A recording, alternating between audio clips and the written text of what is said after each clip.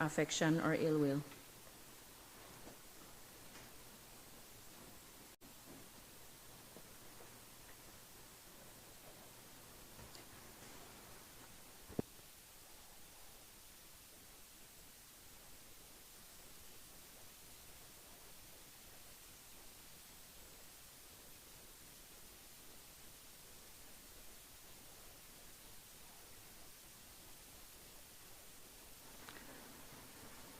Congratulations to both of you, Senators Colette Montejo and Senator Dr. Elmer Kaye, and welcome to today's sitting, and to both of you, welcome back to the Senate. Announcement by the President. Good morning. First, in accordance with Standing Order 9.2, the Leader of Government Business represented to me that there was an urgent necessity for the Senate to meet upon a day earlier than the day to which the Senate stands adjourned to conclude the legislative passage of select bills. Having satisfied myself as to the existence of an urgent necessity, I designated today, August 4th, 2026, for the transaction of the said business. Second, I wish to place on record a correspondence from the National Trade Union Congress to the President of the Senate re restriction of parliamentary privilege and my response. In a correspondence dated May 28, 2026, the National Trade Union Congress wrote, Restriction of parliamentary privileges.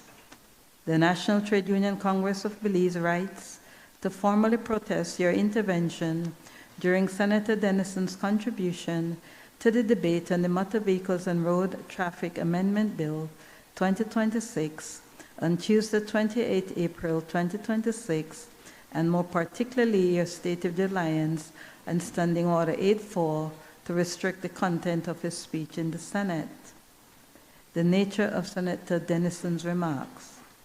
We respectfully but firmly submit that his remarks were directly relevant to the bill under consideration and were not in contravention of the standing orders of the Senate.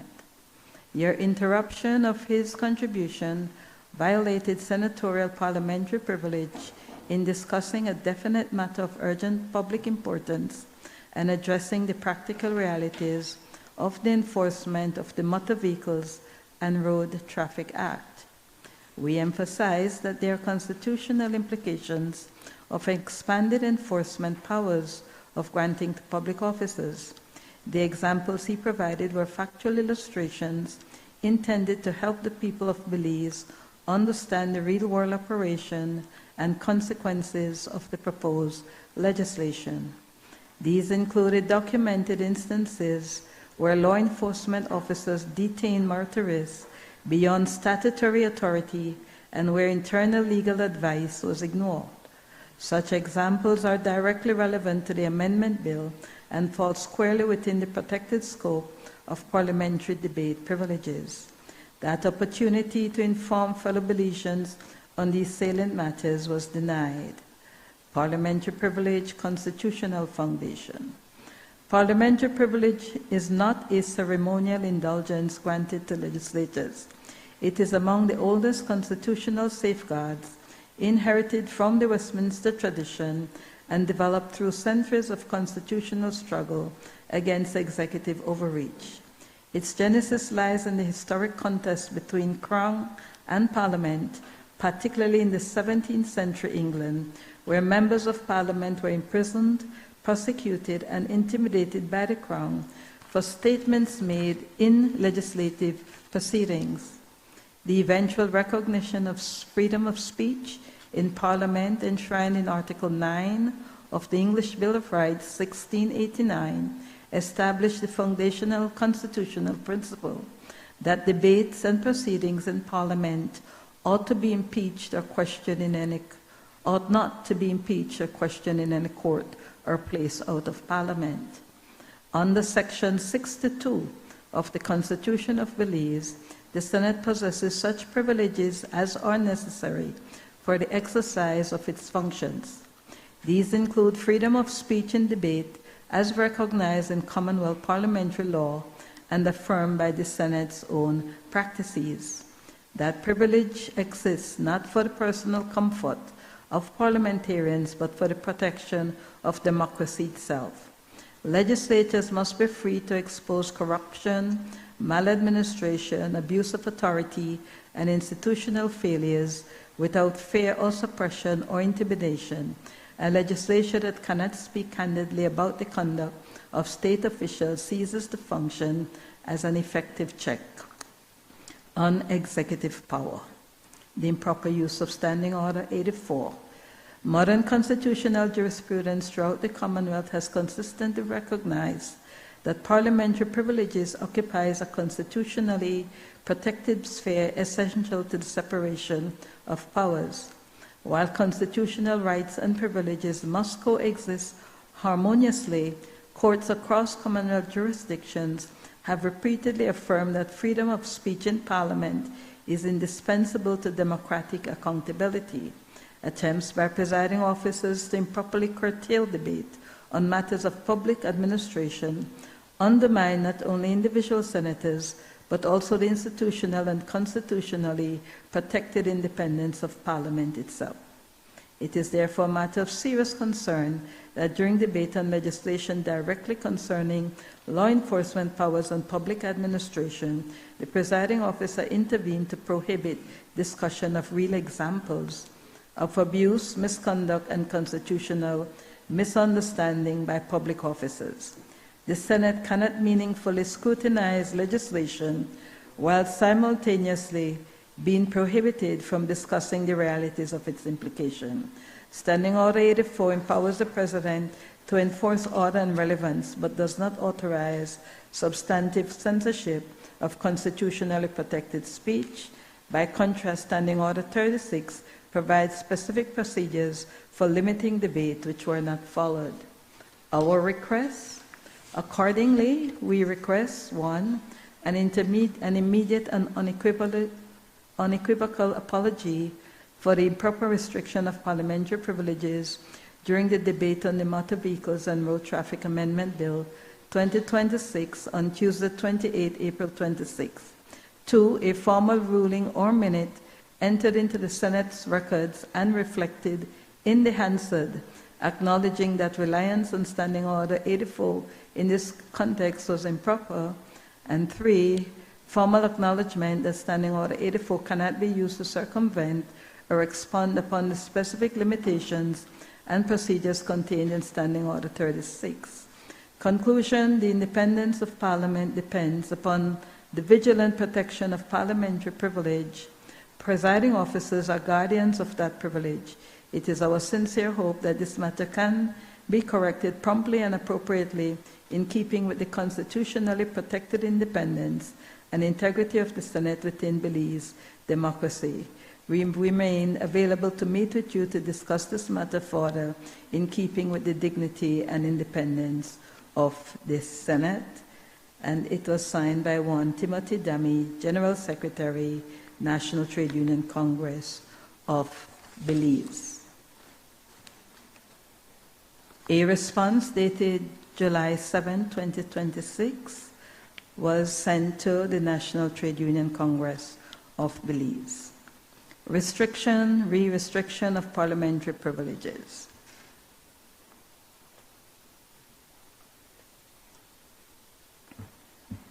I thank you for your Gen 05/2026 enclosure TD 17, dated 28 May 2026 on the above captioned topic, and write in response to your requests contained in your said letter.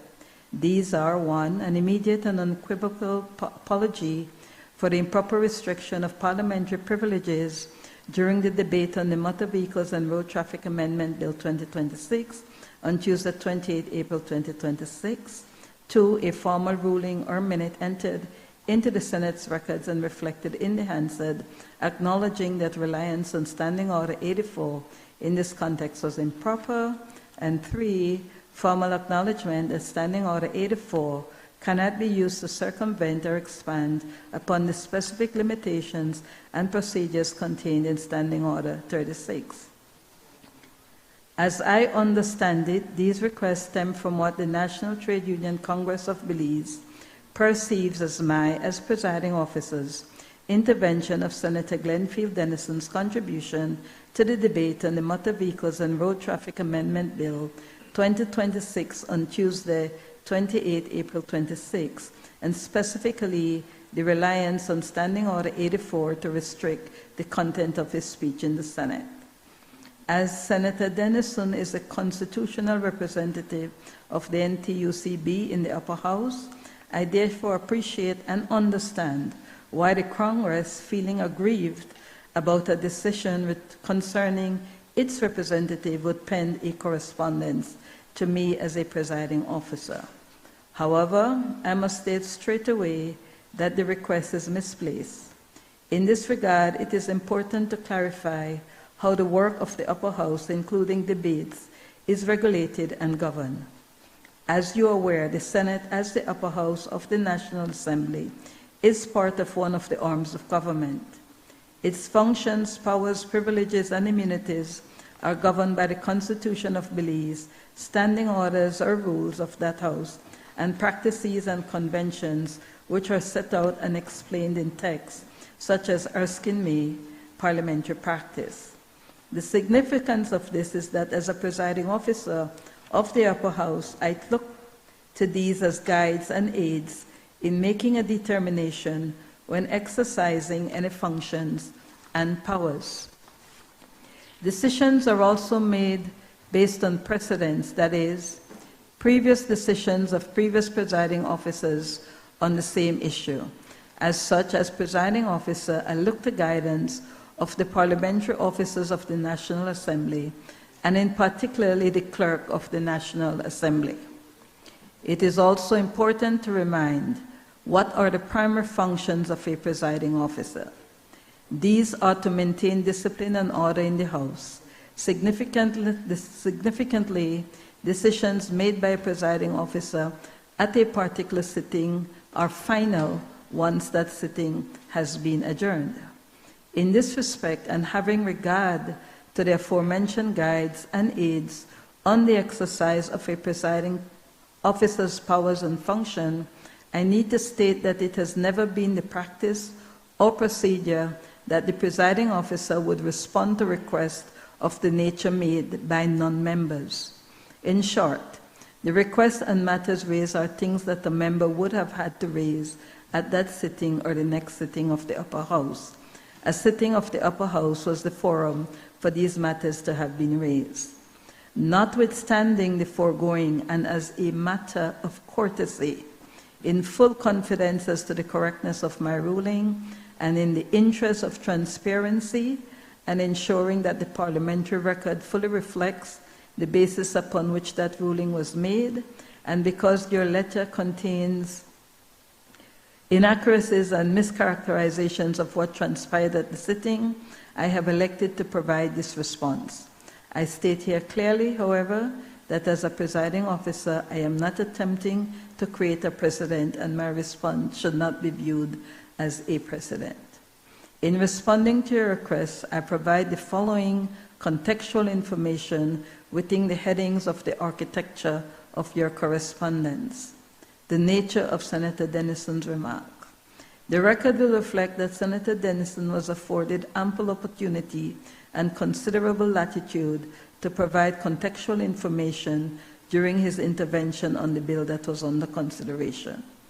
In Senator Dennison's own words, he chose to not focus on the legislative aspect of it, but on the practical implications of it, and proceeded to use his lived reality of engagement with enforcement officers to demonstrate, in your words, the constitutional implications of expanded enforcement powers to public officers to help the people of Belize understand the real-world operation and consequences of the proposed legislation.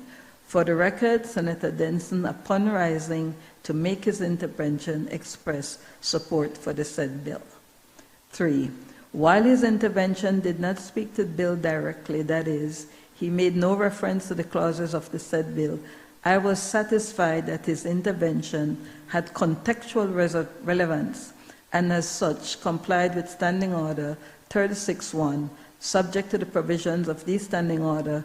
Debate upon any motion, bill, or amendment shall be relevant to such motion, bill, or amendment, and a senator shall confine his observations to the subject under discussion. This was acknowledged repeatedly throughout my engagement with Senator Dennison. 4. It was my considered view that Senator Dennison's remarks were beginning to depart from contextual relevance. I was concerned that his comments were tending towards making broad and potentially disparaging assertions about public officers as a group, of course, which, if permitted, could establish an undesirable precedent for similarly unsubstantiated allegations against other groups of public officers and professionals. 5. I refer specifically to the statement, they won't tell you how much I should pay and a portion of that you need to drop your hand. It was at that point that I intervened and in applying a precautionary approach, directed the senator to refrain from making such remarks concerning public officers during the debate. The records will reflect that I indicated that I had no objection to his relying on personal experience to illustrate his contribution, providing those experiences remain relevant to the matter before the Senate. However, I consider it neither appropriate nor fair for the debate to be used as a forum for making generalized allegations against public officers who are not in a position to respond or defend themselves. At this juncture, Senator Dennison indicated that he had in possession names and videos relating to the conduct of public officers.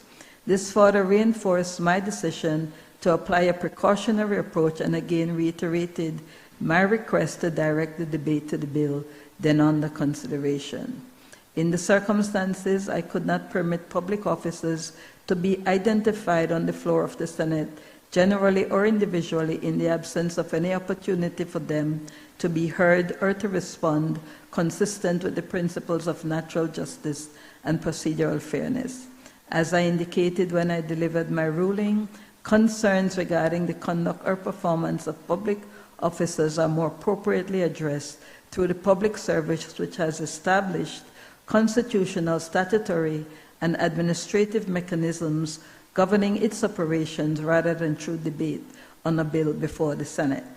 I must also state, although this did not form part of my ruling, that where concerns arise regarding the conduct or performance of public officers, the Constitution of Belize provides the Senate with specific oversight mechanisms.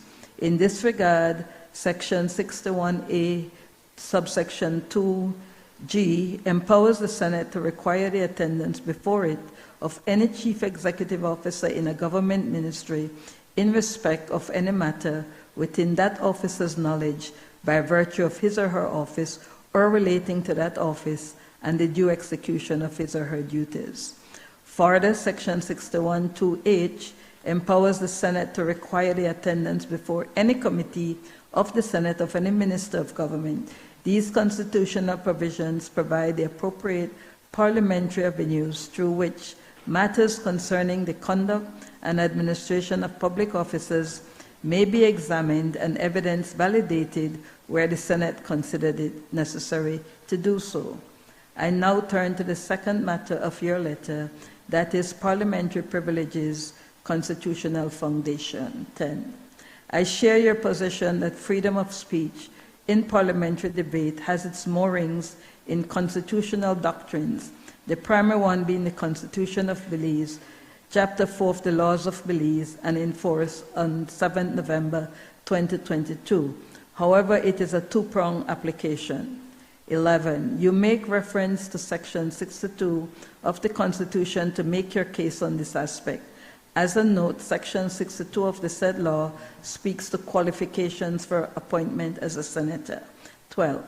I presume you may have intended to reference Section 74, freedom of speech, which states, without prejudice to any provisions made by the National Assembly relating to the powers, privileges, and immunities of the Senate or House of Representatives and the committees thereof, or the privileges and immunities of the members and officers of either House and of other persons concerned in the business of either House or the committees thereof, no civil or criminal proceedings may be instituted against any member of either House for words spoken before or written in a report to either House, or for words spoken or written in a report to either House or a committee thereof, or by reason of any matter or thing brought by him by petition, bill, resolution, motion, or otherwise.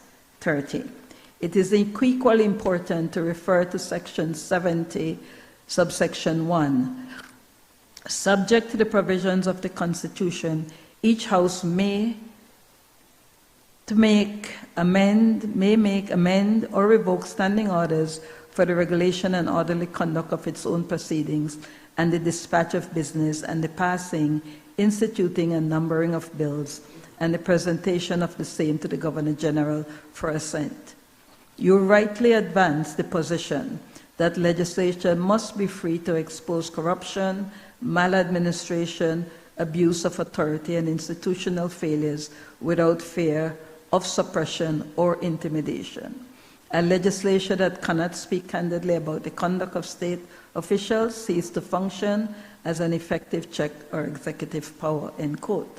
The record clearly demonstrates that Senator Denison was afforded ample latitude to raise concerns which, in his view, and drawing on his experiences, brought to the forefront matters of public administration and accountability.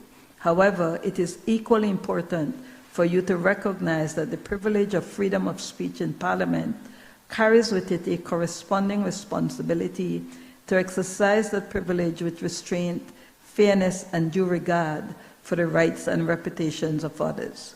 Parliamentary privilege is not without procedural limits, and it is for that reason that the standing order vests the power in the President of the Senate to ensure that the debate remains consistent with maintaining the dignity of the upper house and that it lends to trust and confidence in its proceedings. I must also mention that Senator Denison had 45 minutes to debate the bill, to present the merits or demerits of the bill, and to suggest recommendations for strengthening or improving the provisions of the bill through proposing amendments, as is the occurrence when the Senate resolves itself into a committee of the whole to examine and consider the bill. 17. The proceeding clearly shows there was no attempt to improperly curtail debate or matters of public administration or to undermine either Senator Denison or the institutional and constitutional protected independence of Parliament itself. I now turn to the final matter of your letter, improper use of Standing Order 84. 19. Senator Denison inquired about the standing order I was applying for my ruling. I referenced its provision to not cause improper motives while acknowledging its limitation of applications to member of either House. This reference was used to invoke Standing Order 84-1 to apply a precautionary approach to the matter on hand. As stated in 7 proceeding, I could not permit public officers to be identified on the floor of the Senate. 21. In reaching my decision, I also guided, albeit not expressly stated in my ruling, by comparable provisions and established parliamentary practices in other legislatures where similar procedural issues have arisen.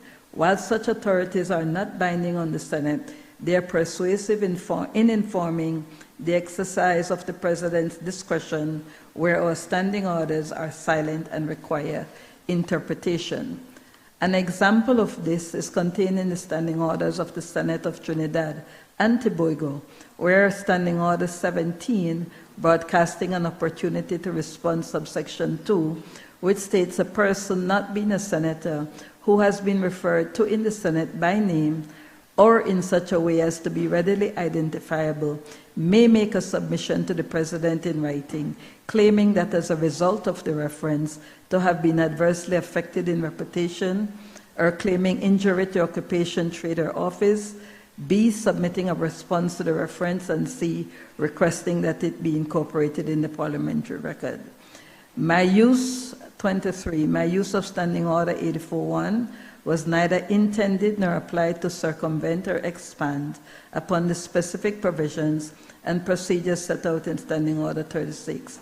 Its intent was precautionary, that is, to avoid public officers being named on the floor of the Senate under the broad brush scope of parliamentary privilege, either generally or individually, in the absence of any opportunity for them to be heard or to respond consistently with the principles of natural justice and procedural fairness. It was in the discharge of that responsibility and in accordance with the authority vested in the chair by the standing orders that I relied on Standing Order 84-1 to intervene to regulate the proceedings. 24, I therefore stand by my ruling and draw attention to Standing Order 84-2, which provides that the decision in all cases for which these standing orders do not provide shall lie with the discretion of the President and shall not be open to challenge. 25, kindly note, there is a practice of entering the rulings of the President in the official records of the Senate, and so shall this ruling be entered, which I have just done.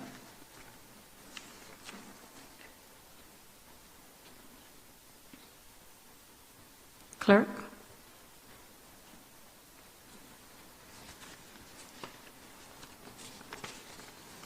Bills brought from the House of Representatives. I recognize the Leader of Government Business. Good morning, Madam President, colleagues senators. I'd like to once again welcome Senator Montejo and Senator Dr. El McKay.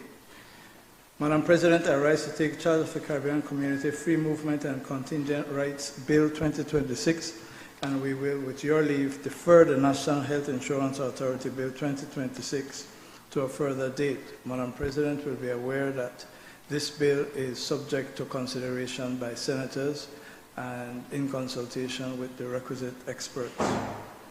Madam President, in accordance with Standing Order number 49-1, I move that the Caribbean Community Free Movement and Contingent Rights Bill 2026 be taken through all its stages forthwith. Honorable members, the question is that the bill be taken through all its stages forthwith. All those in favor kindly say aye. Those against, kindly say no. I think the ayes have it. Papers. I recognize the Leader of Government Business. Madam President, I rise today on the table sessional papers number 41/1/15, Supplies Control Prices and Amendment number 9, Regulations 2026. Number 42/1/15, Supplies Control Prices Amendment number 10, Regulations 2026. Number 43/1/15, Supplies Control Prices Amendment number 11, Regulations 2026. Number 44/1/15, Supplies Control Prices Amendment number 12, Regulations 2026. Number 45/1/15, Supplies Control Prices Amendment number 13, Regulations 2026. Number 46/1/15, Electricity Licensing and Consent Regulations 2026. And number 47/1/15, the report of the Auditor General for the year April 2016 to March 2017. Honorable members, those papers are ordered to lie on the table.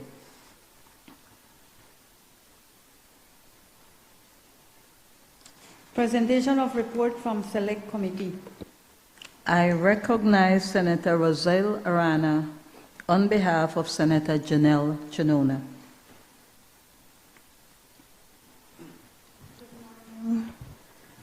Good morning, Madam President. Good morning, colleagues. I rise to present a report from the Women's Parliamentary Caucus for the period January 2026 to June 2026. I ask to refer to my notes. The Women's Parliamentary Caucus, WPC, is a joint standing committee within the National Assembly of Belize, mandated to promote gender equality, empower women in leadership, and support the development of gender-sensitive legislation and policy. Key outcomes to date of the WPC. 1. In February 2026, the Women's Parliamentary Caucus finalized its 2026-2028 strategic plan, identifying 8 areas of priority: gender-responsive policy and legislation, institutional strengthening of capacity development, advocacy and oversight, citizen engagement and participation, strategic alliances, networking and knowledge sharing, communication and visibility, well-being of Women's Parliamentary Caucus, and increasing women's participation in leadership and decision-making. 2. Gender-based violence remains at crisis levels. The WPC continued its formal dialogue with the National Women's Commission in support of increasing the relevant and related resources and the required legislative steps to respond to national needs. We note that in June 2026, the House of Representatives passed the Domestic and Intimate Partner Violence Prohibition Bill 2026. That bill is now before the Senate. 3. The Women's Parliamentary Caucus, with support from Parliamericas and in partnership with the Caribbean Institute for Women in Leadership, CWIL, the CWIL Belize chapter and the Department of Youth successfully executed its 6th iteration of the Young Women in Leadership Initiative, YWIL, in Belize. Following weeks of mentorship, capacity building, and learning on parliamentary decision-making, gender equality, and inclusive transformational leadership, the initiative culminated with a historic avenue to put this knowledge into practice. A one-day parliamentary session where young Belizean women participated as members of parliament and as key members of staff of the National Assembly. The YWIL House of Representatives and YWIL Senate members considered a motion approving the development of temporary special measures to accelerate young women's leadership in public, political, and economic spheres. Participants' contribution across the debates elevated the perspectives and stories of young women leaders' diverse lived realities, as well as data and research on the topic, making an impactful collective case for tailored responses to their unique experiences of inequality. Importantly, they also affirmed the need to celebrate and recognize the immense contribution and already existing capabilities and potential of young women leaders. 4. The repository of Women's Parliamentary Caucus has been established to preserve its documents, generated reports from national and international fora, reference, and to ensure shared knowledge. Key contributions to that data bank include, but not limited to, A, interventions by members of the WPC to both the House of Representatives and Senate on proposed legislation. B, Strategic Plan 2026-2028. C, reports of the WPC to Parliament.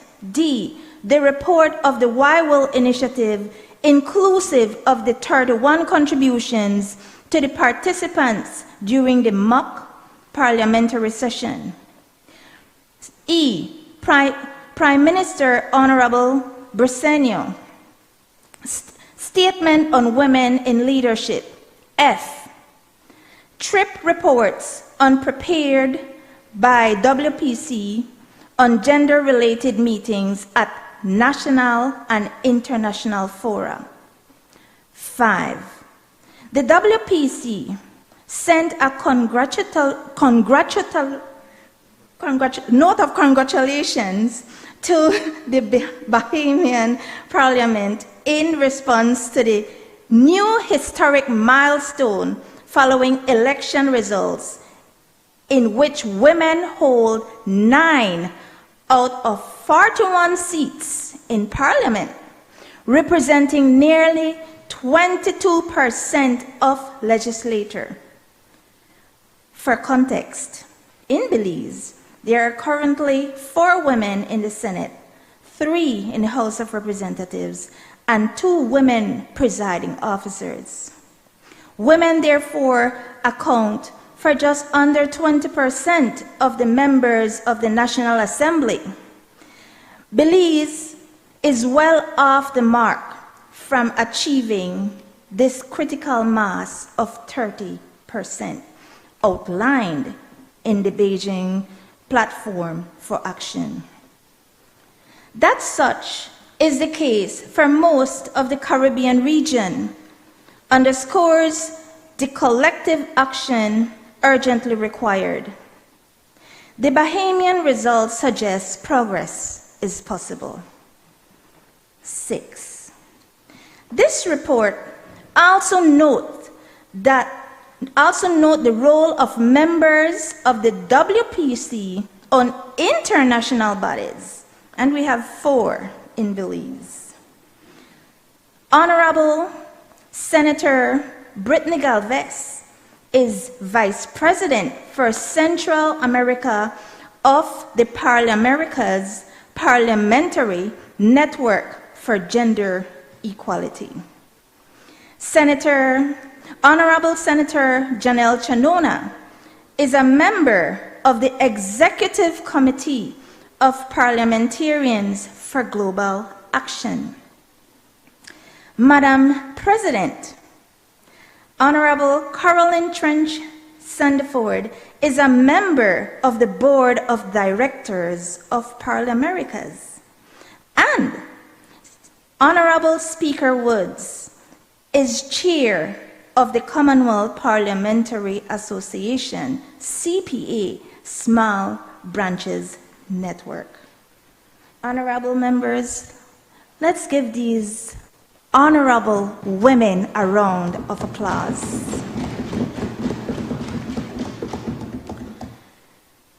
The caucus is committed to creating a future where Belizean women and girls are safe in their homes, on the streets, at their jobs, and online. A future where non-discriminatory laws are enforced as part of the social infrastructure and policies, and a future where women leadership is amplified and encouraged. Minutes of meetings, copies of reports, et al. Are attached to this report as appendices. Thank you very much.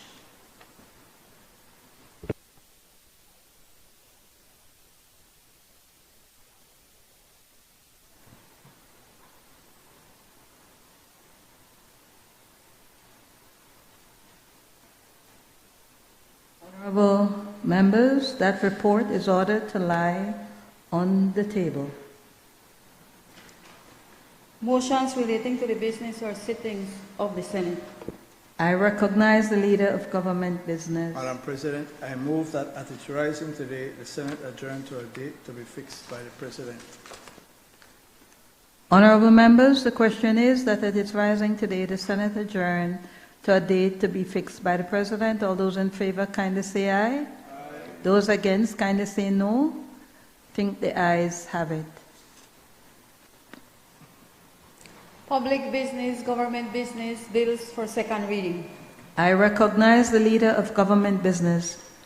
Madam President, I rise to move a second reading of a bill for an act to establish the National Occupational Safety and Health Advisory Committee and the Occupational Safety and Health Inspectorate to provide for improved standards for occupational safety and health of workers and other persons at work, to provide for duties and obligations of employers, workers, self-employed persons, manufacturers, suppliers, installers, inspectors, and other persons at work, to repeal the Factories Act, Chapter 296 of the Substantive Laws of Belize, Revised Edition 2020, and to provide for matters connected therewith or incidental thereto. Madam President and colleagues, the Senate will recall that on the 28th of April 2026, this bill came before this Honorable Senate. Colleagues Senator Farber and Senator Arana made their contributions, at which stage the debate was suspended. The purpose of the suspension was to enable the Senate to examine more closely the draft bill that was under debate.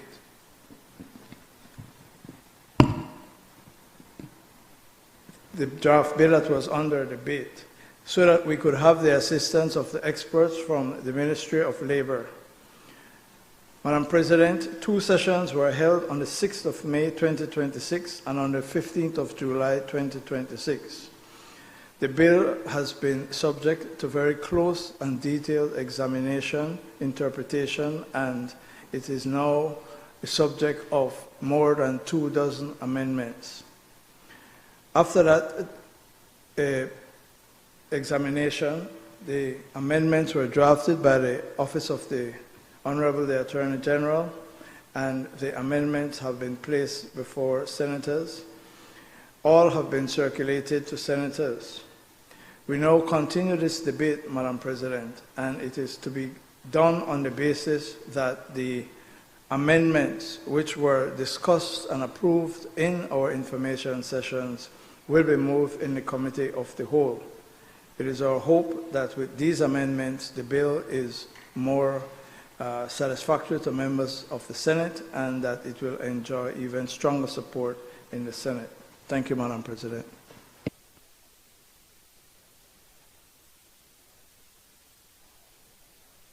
I recognize Senator Patrick Farber. Madam President, I see the Leader of Government Business perplexed, but it is a question I have posed in your absence, Honorable Leader of Government Business, and in fact it created quite a ruckus in the last session of the Senate when the Honorable Attorney General deputized for you as Leader of Government Business. How is it that you can suspend the debate in the debate in the middle? In fact, it was only, as you rightly pointed out in your opening remarks, myself and Senator Arana, and then bring it back for second reading and try to say that myself and Senator Arana would not have the opportunity again to speak on this bill. So I believe, Madam President, that you, by acknowledging me, firstly, I thought that would be an obstacle, but I believe it is the right thing to do given that the procedure was not properly followed, and I'd hope that my friend, the Leader of Government Business, when he gets an opportunity in wrapping up this debate, can tell us, because we've posed the question in your absence and it was not made clear to us what the procedure is. What you did just now, in fact, as it relates to the NHI bill, to say that needs further examination. It is in front of the committee, and in fact, we've seen that happen many times. We've seen, in fact, where we're in debate and you yield to the concerns that we have, you ask us to make a vote or do a vote, and then you promise that we will get the kind of attention in terms of the technical people coming in to give us advice. But in this instance, that was not the case. The debate was suspended in the middle, and so it left us a bit confused. In fact, when the learned Attorney General, who deputized for you, wanted to make some similar moves in terms of giving us an opportunity to visit some of the details of bills, he had to make clear to us, no, a vote is needed. And you, in fact, in the past have conducted matters in that same way. And so this particular bill, I think, got away from us. And I'm hoping that if there is something we're missing, that you will clarify that in your wrapping up of the debate.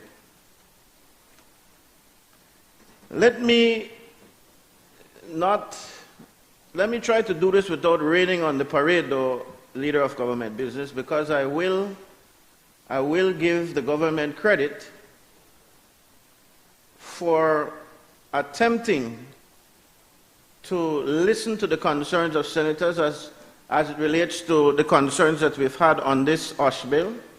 In fact, you know, and I reiterate it here, Madam President, simply for us to understand what has happened and to show to an extent how the Leader of the Government Business and the administration can flex and accommodate when they want to for these bills. And so if you can do it for one, we expect that kind courtesy for all the others as it relates to our input on these very, very important bill. And we all agree that the OSH bill is one such bill.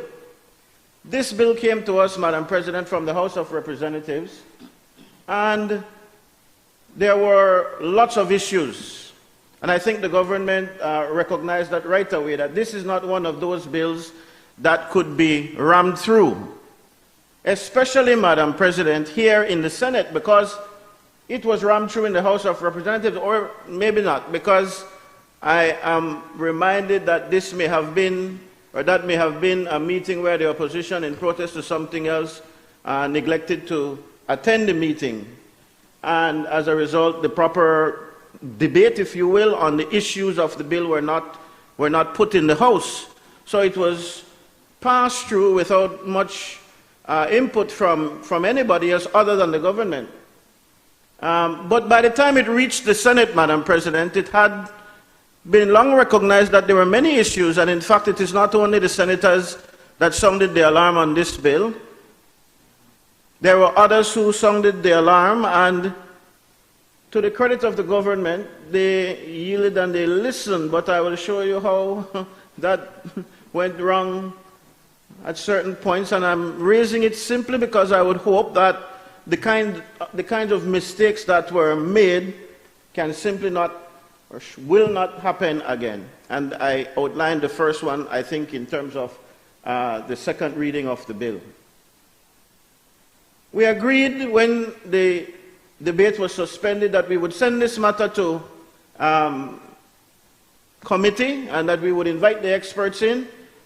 And oh my goodness, how this entire House, red and blue and independent, felt that the sessions initially held with the experts were a waste of our time and effort.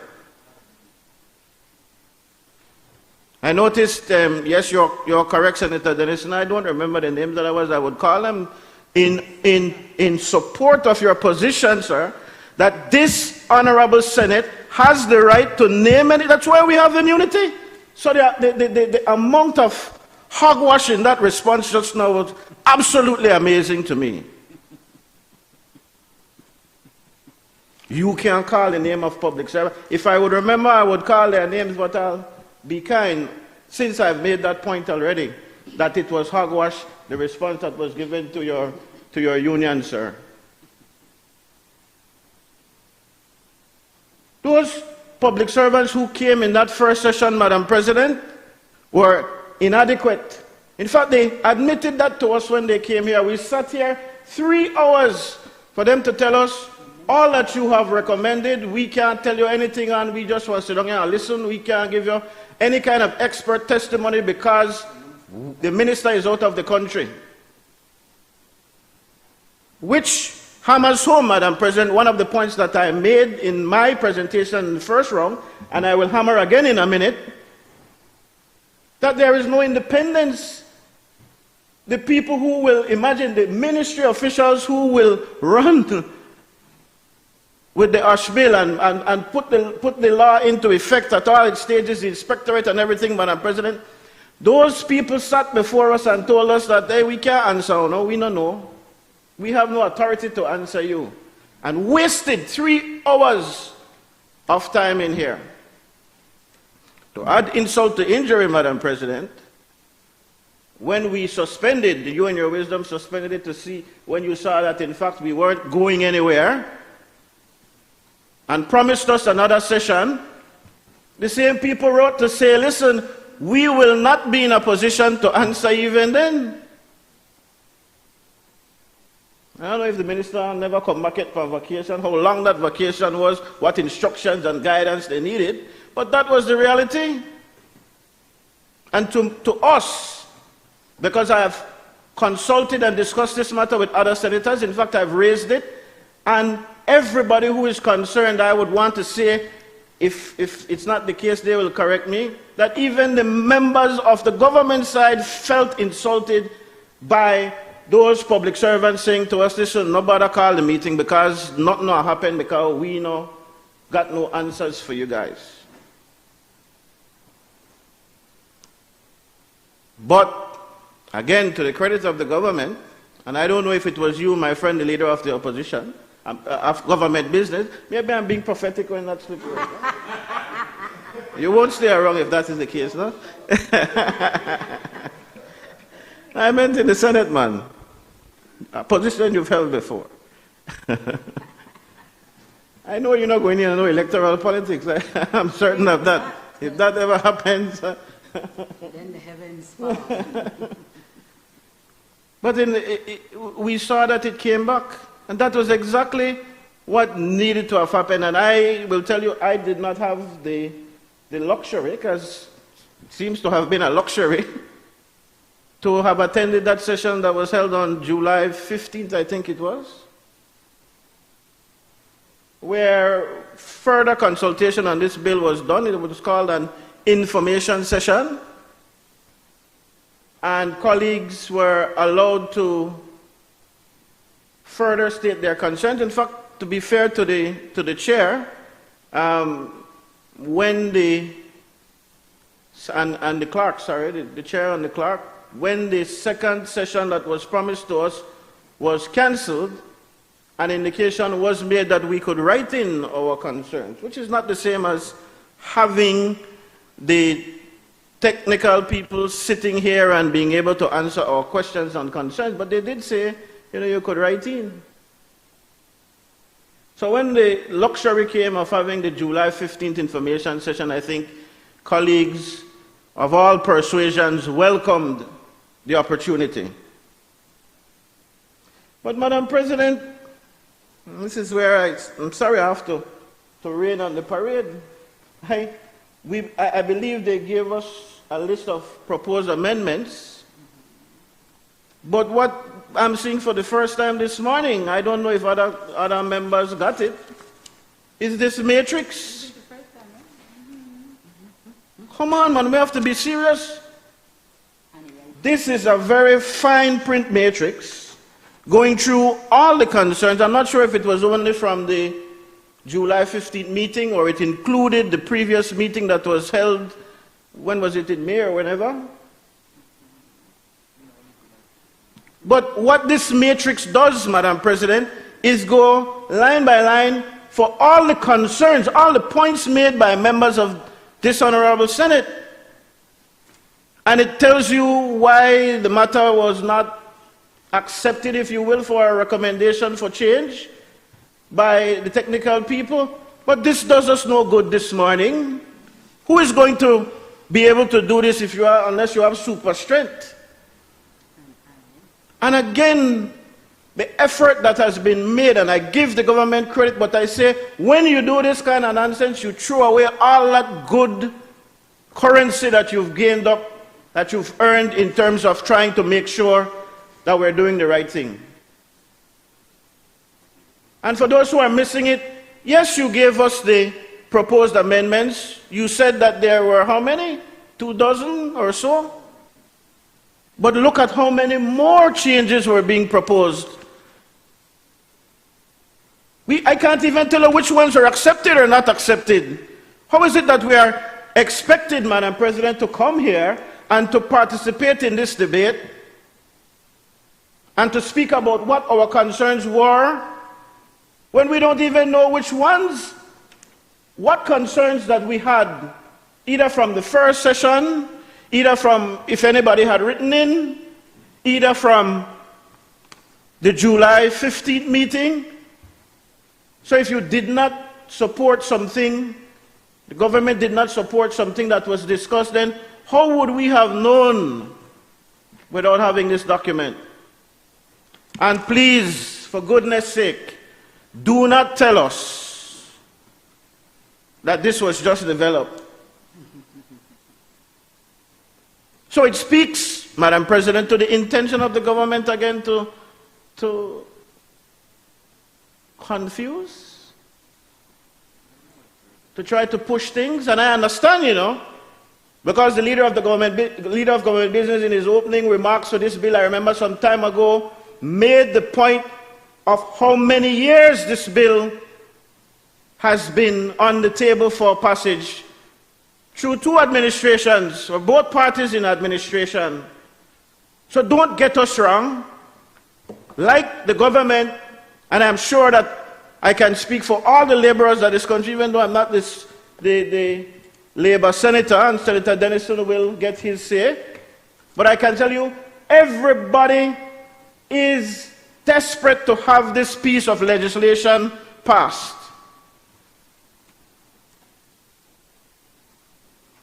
And another criticism of the government is that when it was brought here in the Senate, and the Senate said, unlike what happened in the House because there was no opposition, when it came here to the Senate and the Senate said, we have to look at this very carefully, you know what the government did, Madam President? They went out, not accusing the senators, but your larger party in government went out and said that the Senate, that the opposition, members of the Senate, the independent senators, in addition, that they stopped the Hush bill. I know the government. That's what was said, accusing the Senate. Now, all of us in here know the truth, you know, Madam President. We know the truth, and again, I give that bench over there the credit in terms of the good intentions, the goodwill, if you will, to ensure, since I've come here, as I've said to you time and time again, Madam President, we're not used to this. Because in the House, when they want something passed and ram it down your throat, they use the majority, and that is that.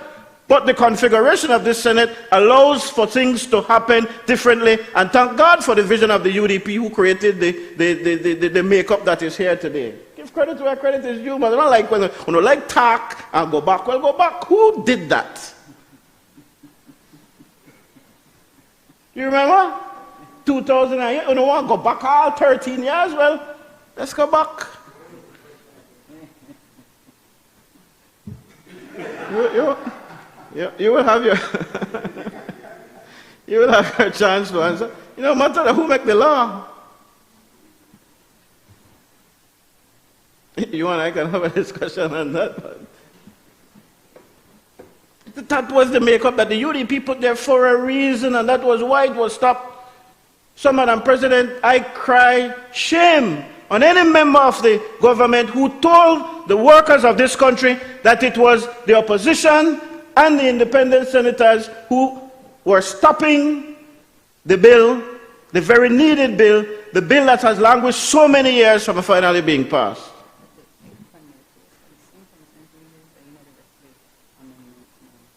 And in fact, Madam President, the same concerns that the opposition raised, in fact, from the very next time we tried to bring back the bill and they circulated, well, granted that was based only on the input from myself and Senator Arana, but most of the concerns are the concerns that did see some light in terms of the proposed amendments, but there are so many others that were missing. And again, if we had the benefit of this document much earlier, we could tell you exactly what those benefits are. But further egg on their faces, Madam President, that some of the very same members of the government agreed. I wasn't there July 15, but I bet you they had some of the concerns. In fact, I would be willing to bet that it is the concerns that they raised that saw the light of day in the final iteration of the amendments that are being proposed. I'm willing to bet. Often their voice louder than the opposition. They don't want to seem to be yielding to the opposition. Not even to you guys on the backbench, you know. That is a shame for them. In fact, I'm telling you, I suspect this is what happened with the NHI bill. The leader of government business did his wrongs and realized this can't fly, so I pull it back, which is okay. Correct. Correct. Why didn't put it on the other paper? Who put it on the other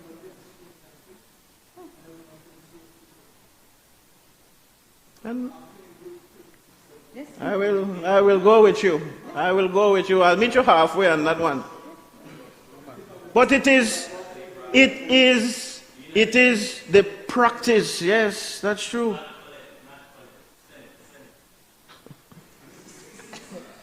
Why, special one start to the like you, boy. So, Madam President, I know I've taken, you know what I should have asked for your indulgence for me to explain some of that, because that shouldn't have been my time, to be honest. To be honest. Huh? The time, my 45 minutes, because I don't get into my criticism of the bill yet.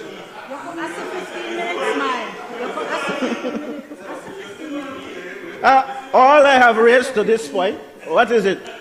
15 minutes, Madam President, is to complain about the process. No, and it could not possibly be all complaints, because if they say that it was all complaints, Madam President, they would be unfair, because for those in my party who hates us throwing bouquets when things are good, and I agree, enough to throw a bouquet or call it out, because they do their job. They're doing their job. That's fine. You see?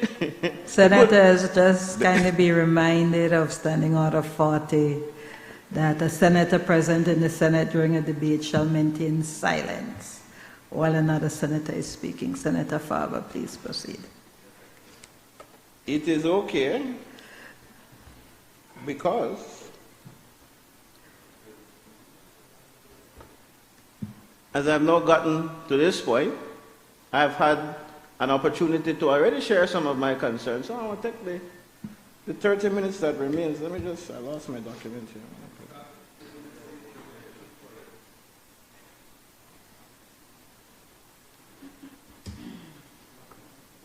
I will begin, Madam President, in terms of this debate, right where I began the last time I was given the opportunity. And in fact, in the public, when we have our press conferences, I've made this point, that this bill fails the domestic workers of our country. We've had opportunity upon opportunity. I don't see it anywhere in the proposed amendments. Anywhere in the proposed amendments, Madam President, how the issue of the domestic workers are fixed. In fact, they clarified the definition, but that is about it.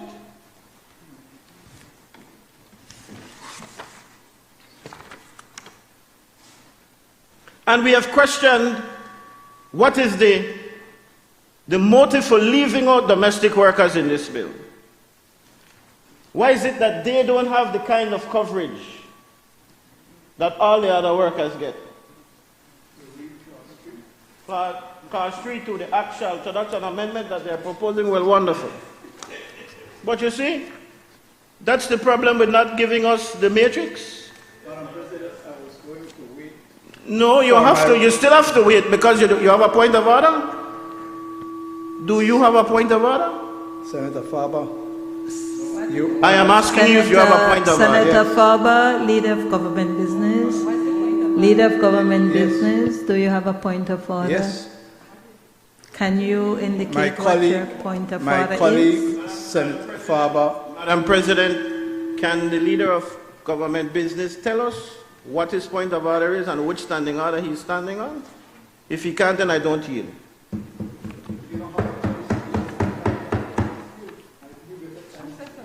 Okay, and you're right, but then get up and tell us the standing order, because you don't know it. That's why you yield now.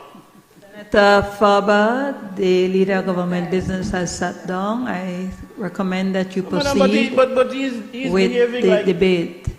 he's behaving like if he wants to give a standing order, no problem. Get up and tell us which standing order. And well, you are supposed to say the Speaker asked you. Senator Anyway. Farber, can you proceed with the debate? Another point that I made, Madam President, and that I reiterate here again, is that the Inspectorate is not an independent body, given the setup for answering that they have here. I made the point also, Madam President, that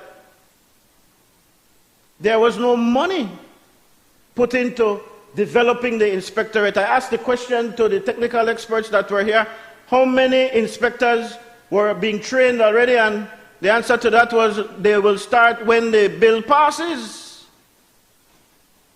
So if the law comes into effect, Madam President, and none of these people who are in the Inspectorate are yet trained, how is it that things are going to move?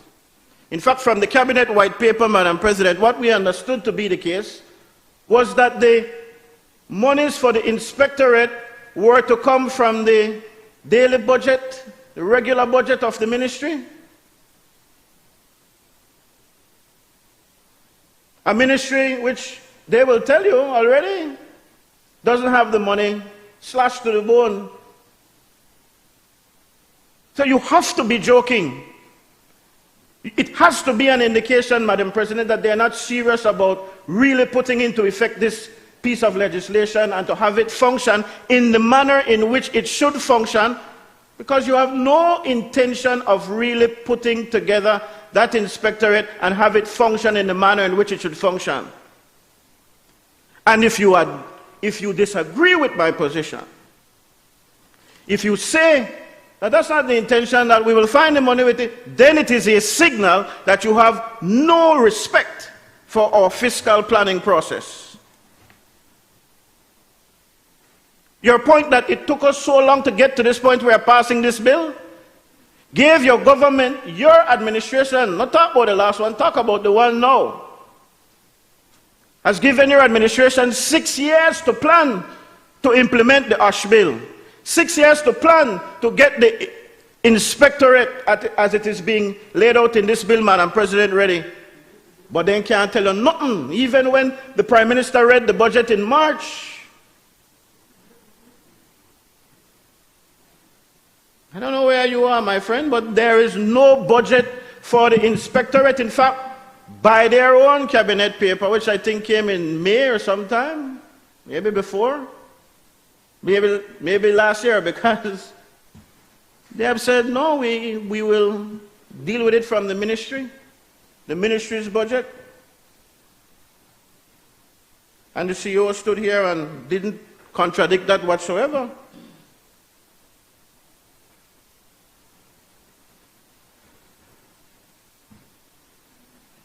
Madam President, the bill includes definitions of psychological hazards and work-related stress, but provisions for employers to actively present these hazards remain underdeveloped, Madam President. Workplace harassment, bullying, excessive workload, burnout, these are all, Madam President, serious health risks, serious occupational risk.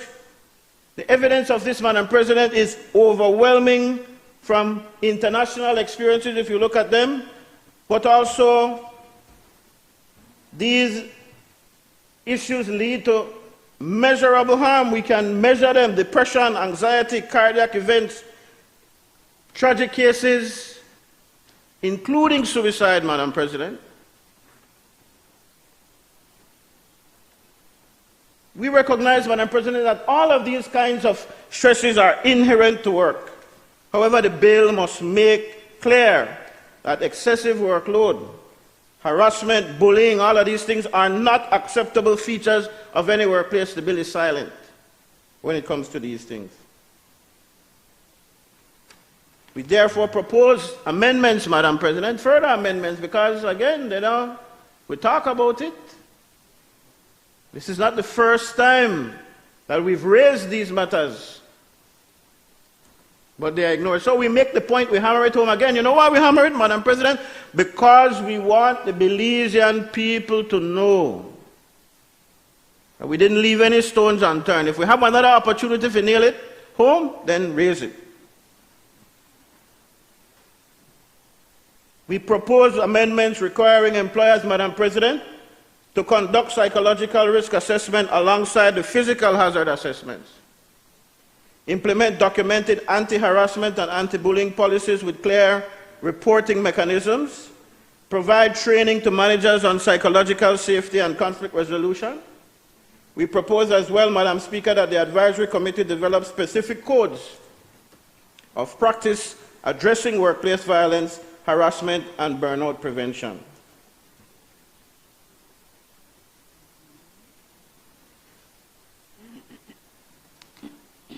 Madam President, Clause 14.2b addresses remote and home-based work. However, this phrase reasonably, this reasonably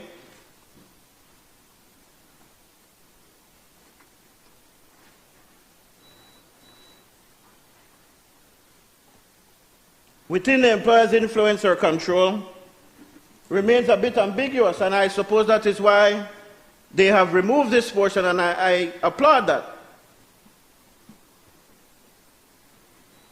If it is to be corrected, though, Madam President, you see their way of correction is taking things out, when in fact a more suitable way to deal with these matters would be to make amendments and correct it. The correction could have been made. There could have been, Madam President, clear statutory guidance specifying the employer responsibilities for remote workers, making sure that those are limited to hazards that arise from work itself and not the condition of the residents. These things could have been fixed. You didn't have to make the amendment in such a way to take it out.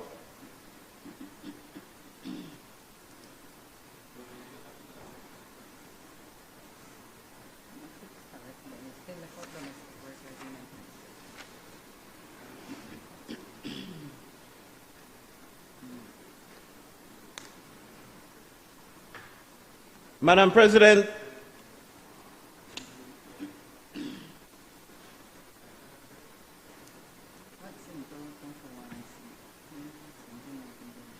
proactive safety planning on construction sites is another concern. The bill addresses through Clause 22 to 24, requiring notice and hazard assessment. However, construction sites in Belize, Madam President, present unique challenges. Rapid changes, complex subcontracting, exposure to heat and weather extremes, and vulnerability to hurricane-force winds. We propose in this connection, Madam President, that the regulations require site-specific safety plans, developed before the work begins, designation of qualified safety officers on larger projects, heat stress mitigation measures, hurricane and disaster evacuation planning, and mandatory worker safety orientations before entry to the site.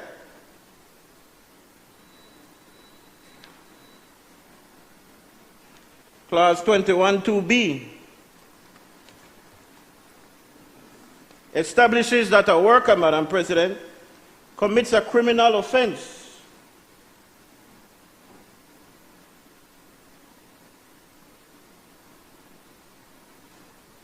where contravention is willful or due to gross negligence. This is a criminal offense. I see that this has been amended as well, where it now reads commits an indictable, and it has been scratched criminal offense where the contravention is willful or due to gross negligence. Again, we support holding the workers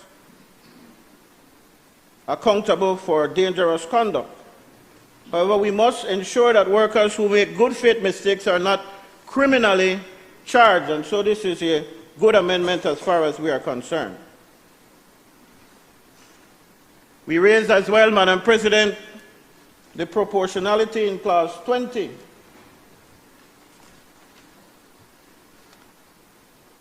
That addresses professional accountability for architects, engineers, and other qualified professionals. We support accountability, however, we are concerned that the current language may lead to over-criminalization.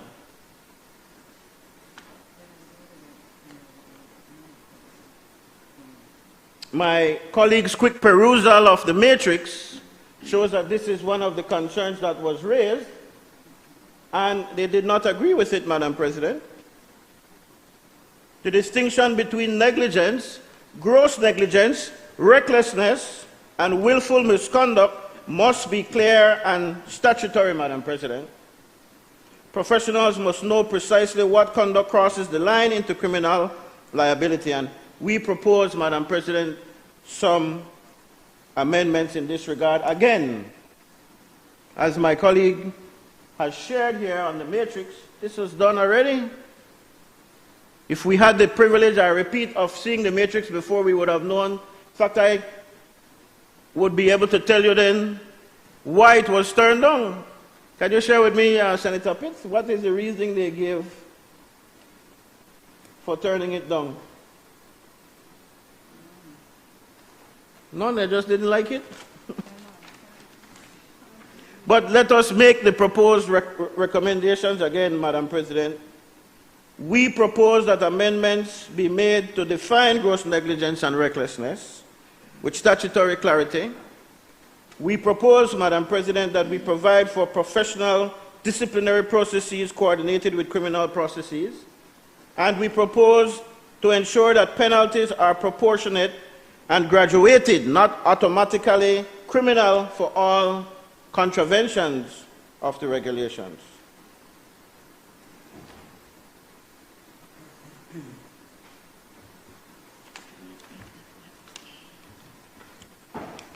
Inspector powers, Madam President, is another area that concerned us. This is clause 10. And this clause 10, Madam President, confers extensive powers on the inspectorate. Entry into your premises, examination, removal of items, interviews, and more. And while we agree, Madam President, that these are very necessary powers, they must be exercised proportionately and subject to clear safeguards. And so we don't have any amendments on that section. And so this was disregarded as well. This is a point that we raised. So we raise it again and appeal that we do something about it. We propose, Madam President, amendments requiring that inspectors exercise powers with due regard to constitutional privacy and data protection rights. Can't be that they're just allowed to infringe on all the rights, all the privacy of citizens that they go to inspect, which I suspect was the concern that the government and those who initially drafted the bill as it related to the domestic workers. That was the concern. Because if a domestic worker has as his or her workplace the home, then the inspector is able to go into that home and would be privy to some of the private matters of the household. We propose, Madam President, as well, that residential inspections require judicial warrants. We propose as well, Madam President, the seizure of confidential commercial records or sensitive personal data requires warrants. We propose as well, Madam President, that medical data is subject to heightened privacy protections with secure storage requirements and restricted access.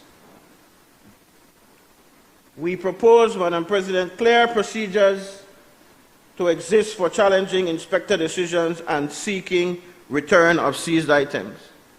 First, Madam President, this is a very important aspect of this bill which the government has ignored.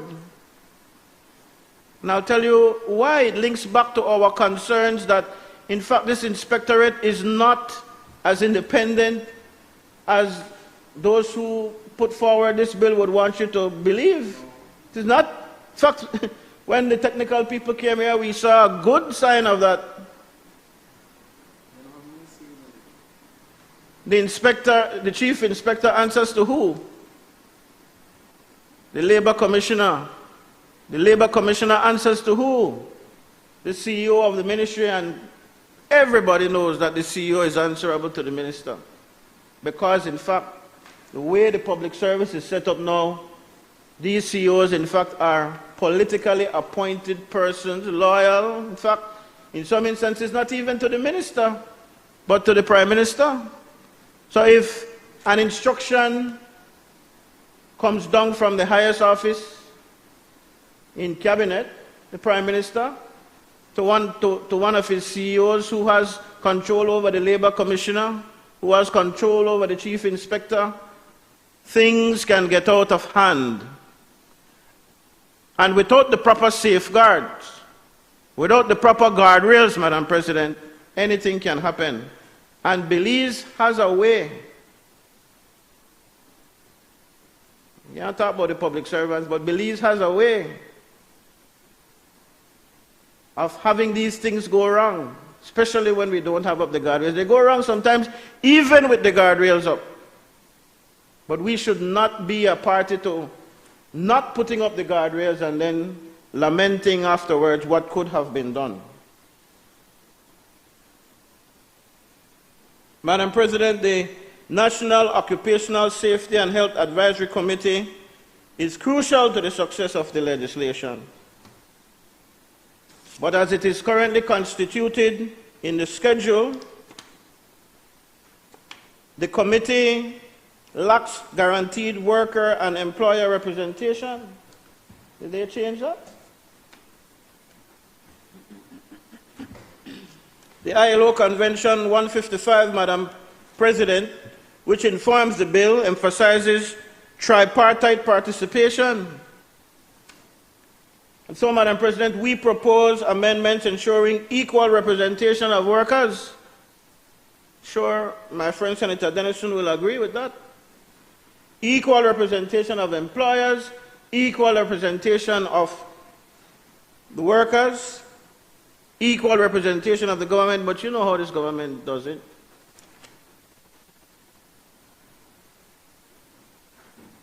You know, Madam President, I remember when I was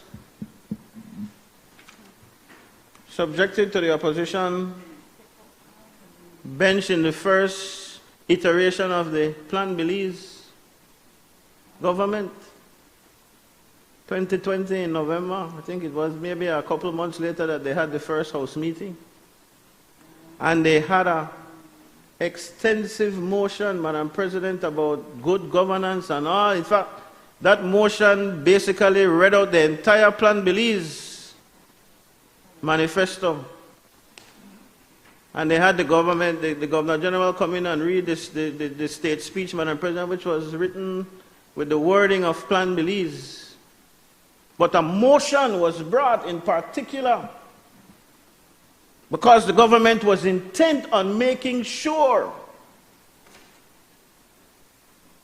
that good governance and accountability and lessening ministerial interference and government interference and giving everybody their place at the table. That was what they insisted Plan Belize was about. And they read this painstakingly long motion and all, and then get up on grandstand. I could never forget it. But one of the key things that they said in that motion was that ministerial power would be reduced. And I point it out as often as I can in this honorable house. That has gone to the water. But not only ministerial position, an authority, Madam President, also the right to give everybody their representation. Senator Courtney was quick to jump on the matter just now, but it was the UDP who gave the representation. Look at the configuration of the Senate in here. As I see that, and I'm not preempting the bill, Madam President, that a name change for DFC is coming. It was the UDP that said, let the stakeholders run the show. Take it out of the government hands. And here we have an opportunity for the government, Madam President, an opportunity for the government when it constitutes this advisory committee to say, let us give equal representation. Let's not dominate it for government. Let us be serious about being there for the workers. Let's be serious about being there for the employers. Let's bring everybody to the table and let's have true tripartite representation. If you look at the configuration, mostly government. And it is the case in most government entities. You have had 6 years. You like to lament on how much time has lapsed. You have had 6 years to go back and to change. But in fact, you not only have not gone back to change the constitution, the configuration, if you will, of these various different bodies, committees, these bodies that represent. You don't give equal representation. You always make sure that the government has the upper hand. You've had enough opportunity to fix those, but you're not only enough fixed there. You proceed ahead. This is just the example, another example of where it is. You say one thing, you want to empower the workers, you want to empower the employers, you want to give them true leadership, you want to give them true ownership of their working environment, of their safety environment, and yet you don't give them an equal seat at the table. And we all know again who controls and who calls the tune. Madam President, before we are accused, and as I close, before we are accused of not being in support of this bill, for those who are, I think that's the best word indeed, slow. And I can think of a few, anyway.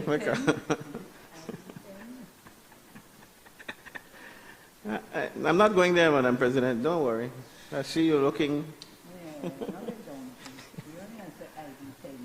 For those who may have missed it, though, we are in full support of this OSH bill. And again, I close by saying, thanks for giving us the opportunity to input insofar as you have not stifled it and rained on it in some of your efforts on the end. And we can say on this side that we are happy that we've had the opportunity to make some of the recommendations. And I will even say that we're happy that the process for this kind of legislation, but all legislation, seems to be taking new direction, especially as it relates to the Senate. I hope that we can somehow spill over and affect what happens in the House. Although I see that when they propose a bill now, they too get a white paper, which was, in all of my years, that didn't happen.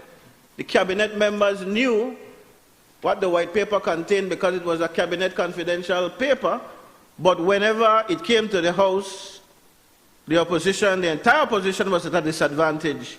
And even those backbenchers who were not a part of cabinet were at a disadvantage because they did not have the opportunity in cabinet to review the paper and to give their nod or their support for the paper. So that is an improvement.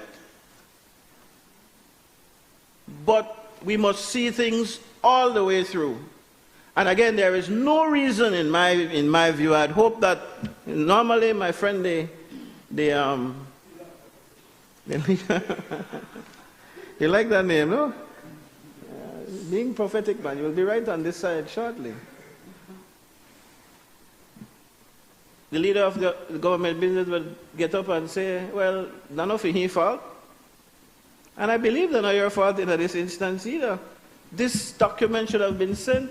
I don't know the who, and I believe that not you personally. And of course, the National Assembly staff can't say. Mom is the word, 'cause I don't want them to get into trouble, but whoever was responsible to get this document to us, because this not just generate this morning. So whoever it is, can't name them because I don't know, but whoever it is that failed to get this document to us on time, let down the entire initiative to try to be different and to see it through in a manner in which would have been, we could have made it full bouquets.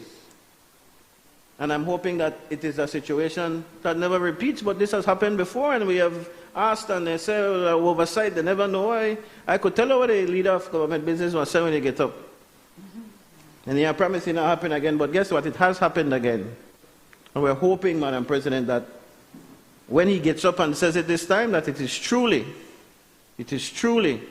meant. I don't know if that the AG ministry, whoever received these, I don't know who was present at the information session that received the concerns and worked on them, but this has got to be done differently the next time around. Madam President, I thank you.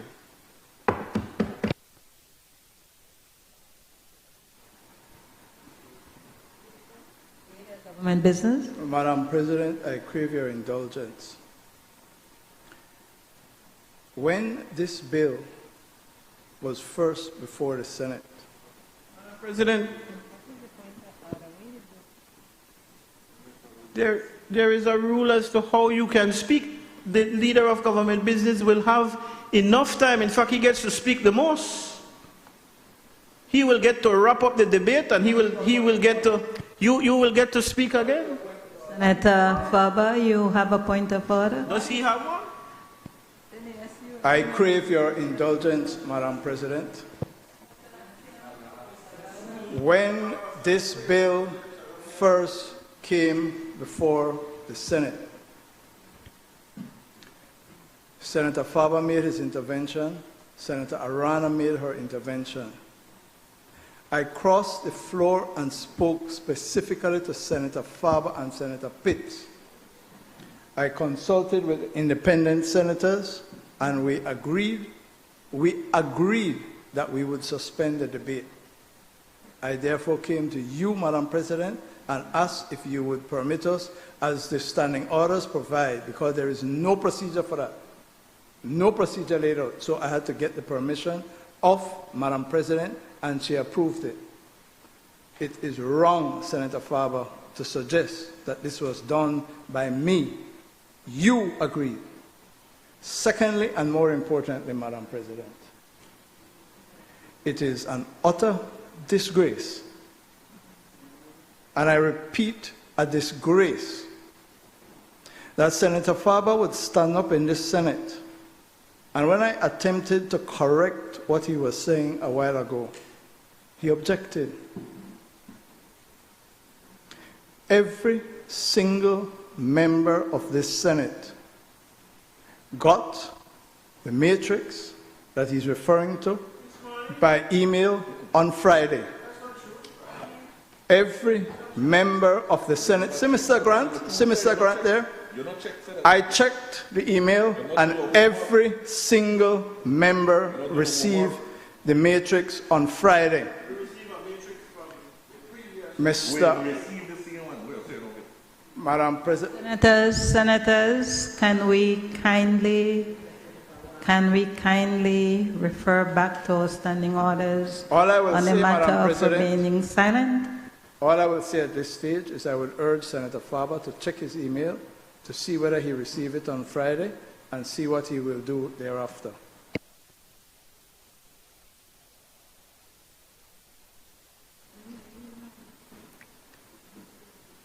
As a point of clarity, 1 second, Senator Herrera, I just wanted it to be clear that as a matter of fairness, I believe that both Senator Patrick Faber and Senator Rosella Arana should be given an opportunity to speak on the bill, even though they had spoke. And at the debate prior to the bill being suspended, I felt that it would have been unfair for other senators to have benefited from the information sessions and could have used those information sessions as a part of their intervention today. So I just want that to be on the record that even though both had spoken, had made their intervention, I felt that it would have been unfair for them not to be given the opportunity today. I now recognize Senator Kevin Herrera.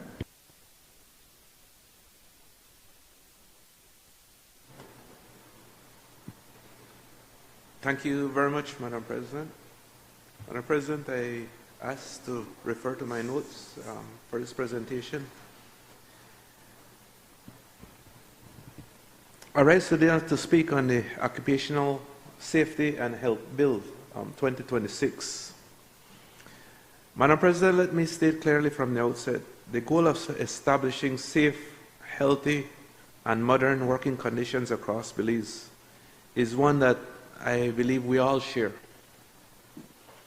A safe worker is the backbone of a thriving economy, and an accountable workplace is the hallmark of a mature society. However, as legislators, our duty extends beyond noble intentions. We must ensure that laws we pass are balanced, practically enforceable, constitutionally sound, and fair to both the enterprise that creates jobs and the workers who powers them. As we examine this legislation, several critical areas require refined attention and targeted amendments before the bill becomes law, Madam President. But just before I get into the specifics of those, Madam President, I'd just like to state that, like what was previously mentioned, there's been 2 information sessions, one in May and I believe one in July 15th. I was unable to attend the one for July 15th, but I was certainly here for the one in May, and like the leader of the opposition side mentioned just a while ago, Madam President, is we came here prepared to make those contributions and to wrap up that whole process that day, but around sometime at midday, we realized that we weren't making any headway, and so I think you had made a call at that point to suspend the session. But before that suspension, Madam President, many of us, I believe all of us who are here, made recommendations on this bill. When I looked at the matrix this morning, I don't see any type of reference to that session. The only references I'm seeing here is for the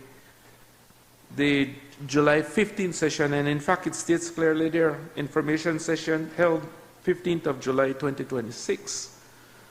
So you're right. I mean, it was really a waste of our time if what we suggested at that session were not incorporated into the amendments. And I remember there were some very, very good recommendations at that session.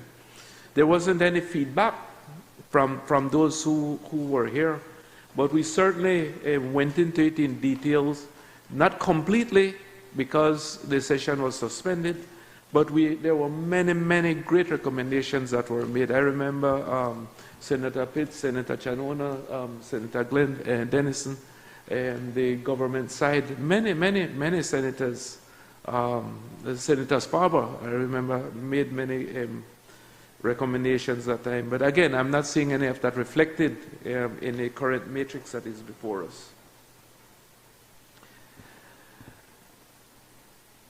Madam President, when we look at strengthening institutional oversight of the Inspectorate, a crucial departure in this 2026 bill from previous legislative drafts concerns institutional governance. And I'm referring specifically to sections 4, 5, and 7 of the bill. Under sections 4, 5, and 7, operational, administrative, and enforcement powers are concentrated entirely within the Inspectorate. While the National Occupational Safety and Health Advisory Committee is relegated to a strictly consultative one. In earlier versions of this legislation, a national authority exercised independent governance and oversight over the Inspectorate. While we support an independent Inspectorate capable of swift enforcement, broad authority must always be balanced by institutional accountability. Leaving the Inspectorate to operate without independent oversights creates unnecessary risk. Without abandoning the current structure, we must strengthen the statutory mandate of the Advisory Committee. We recommend embedding requirements for periodic reporting by the Chief Inspector to the Committee, systematic reviews of enforcement activities and complaints, and formal advisory oversight regarding enforcement policies and legislative implementations. And then there is a fair cost of allocations for inspections, Madam President, and these I'm referring to Section 10(1)(f). Section 10(1)(f) authorizes inspectors to conduct examinations, tests, or inquiries and mandates that employer bear the cost of such testing. Crucially, the current draft forces employers to pay regardless of whether the violation is actually found. Madam President, penalizing a law-abiding business for routine or unproven compliance testing is inherently unfair. For micro, small, and medium enterprises operating on narrow margins, an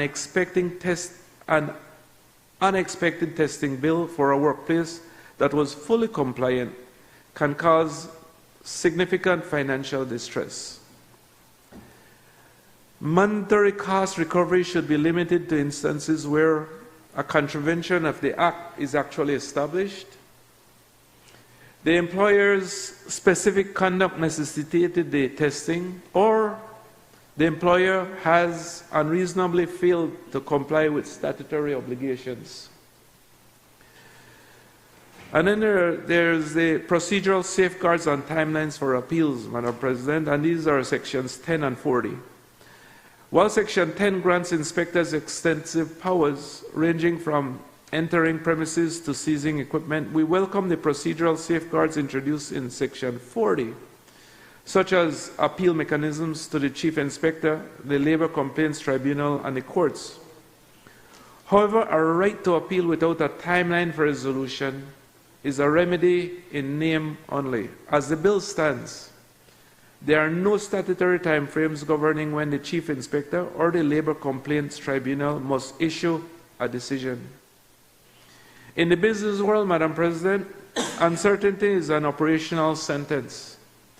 If an employer's equipment or premises are halted during an appeal, open-ended delays can paralyze a business before a verdict is ever reached. We strongly urge the insertion of explicit statutory deadlines requiring the Chief Inspector and the Labor Complaints Tribunal to determine appeals within a defined number of working days.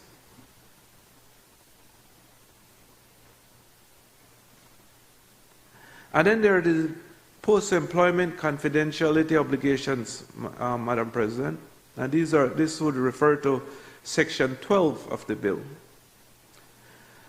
Section 12 rightly prohibits inspectors and staff from disclosing trade secrets, commercial operations, or personal information obtained during their duties. However, this obligation, as currently drafted, does not explicitly extend beyond their term of employment. Inspectors gain intimate access to proprietary commercial data and sensitive business operations. That duty of trust must not expire when an employee leaves office. We recommend an explicit provision stating that confidentiality obligations survive resignation, retirement, or termination of employment.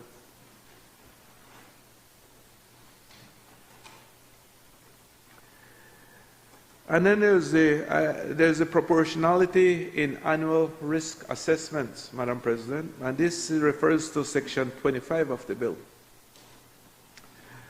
Section 25 imposes a blanket requirement on every employer to conduct a suitable and sufficient annual assessment of workplace risk.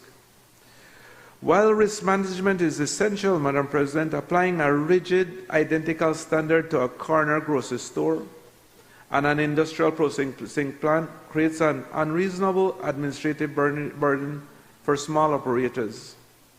Safety standards must be maintained, but the law must recognize commercial realities. We recommend Section 25 be explicitly incorporate the principle of proportionality, allowing risk assessment to reflect the size and scale of the business, the specific nature of the workplace, and the actual level of occupational risk involved.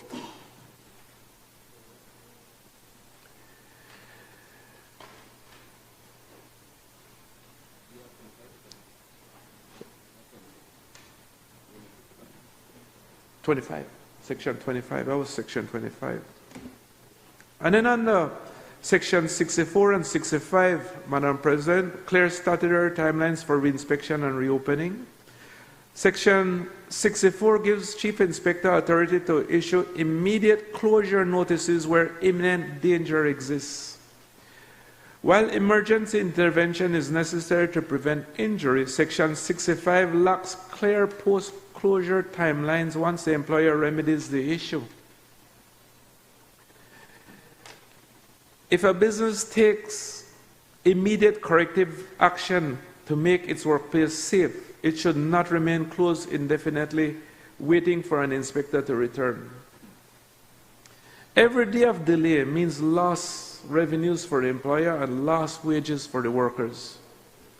We call for statutory timelines that compel the inspectorate to reinspect a workplace within a prescribed time frame following notification that remedial work is complete, and render a formal determination on lifting the closure notice without delay. And of course, as we can appreciate here, Madam President, is that we don't want to have businesses close indefinitely or unreasonably long, because it hurts both the business, the company, and the worker. And I'm sure it's not the intention of the bill to create that type of onerous situation.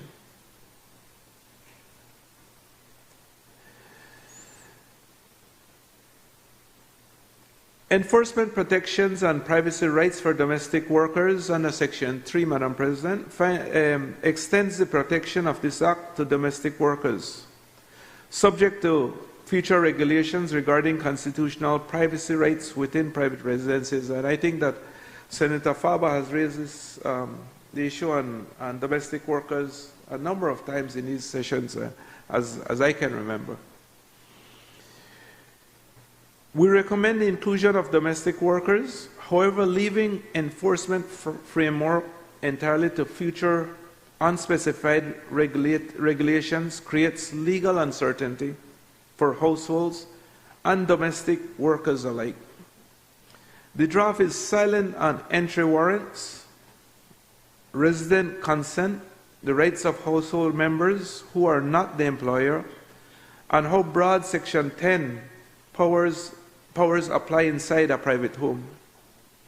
Without clear guidelines, we risk creating a rights conflict that leads directly to constitutional challenges. We recommend that the regulations governing domestic workers' safety be drafted concurrently with this legislation, explicitly addressing notice and consent procedures for entering private residences, alternative compliance mechanisms such as off-site interviews or documentation reviews, and clear boundary definitions balancing workplace safety with the constitutional right to privacy in one's home. Madam President, in conclusion, the legislation achieves its highest purpose not merely through good intent, but through precise execution. The Occupational Safety and Health Bill 2026 represents a vital step forward for Belizean workers, but it must not be enacted with blind spots that compromise procedural fairness, business viability, or constitutional rights. By incorporating statutory timelines, proportional obligations, post-employment confidentiality, fair cost allocations, and meaningful institutional oversight, we can transform this legislation into a robust, balanced framework. We agree that this process has taken over a decade, and perhaps rightly so, Madam President, because it's a legislation that has far-reaching implications for workers and for businesses. And so I believe it was only right for us to go through this process, and even where we are right now. And if you look at my presentation and the presentations of others within this chamber, we will realize that the work is not done really on this bill, that there are still other areas that need to be fixed, even given all the work that we put into it already. And so I asked the leader of government business to carefully consider the points I raised this morning, and perhaps if we can address them before the bill is passed.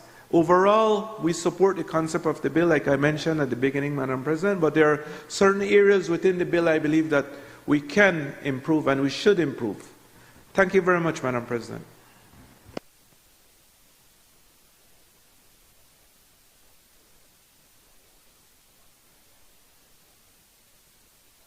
I recognize Senator Gabriel Zetina. Madam President, I don't know how to feel about this bill, to be quite frank with you. In a way, I'm definitely compelled, and I want to, in a way, fully support the bill. But at the same time, I feel that even though the leader of government business had stated that he acted in good faith so that this bill would be pulled back and then go into committee so that we can continue the discussion to help improve the bill. We sat here. I know I, for one, I gave some recommendation, I had some questions, and I don't see this in this matrix that was given to us today. So, I concur with my colleague, the lead senator for the opposition, Honorable Patrick Farber, when he says that he feels that we sit here and it's basically a waste of time. Unfortunately, we have to say it. It cannot be that we have people in certain places, in certain ministries, that refuse to come to work.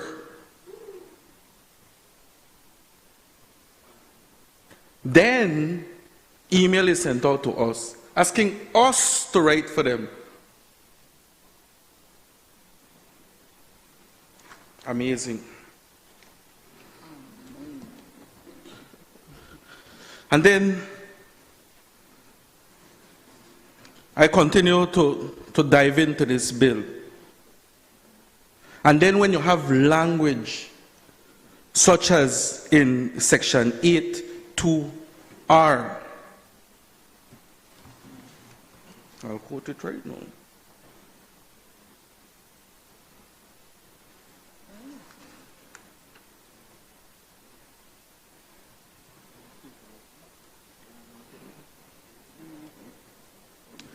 Correction.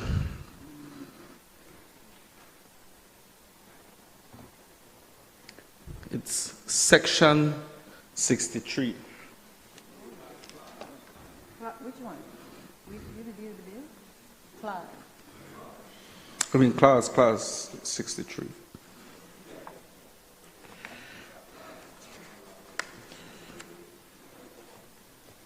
Sir.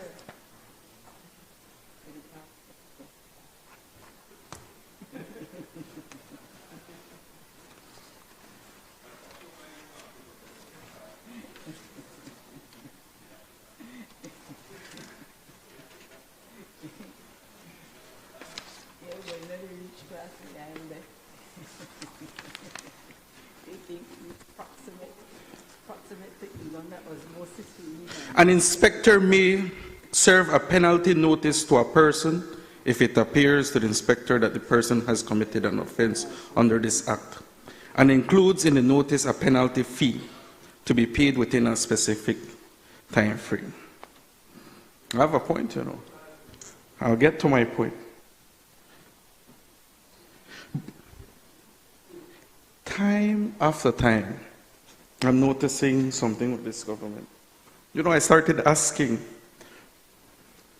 is it really for the workers?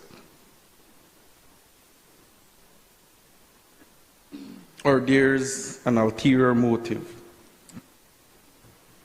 When you have language like this, you're turning this into another. No. Relax. No, please. I have pretty word. He said, no, you.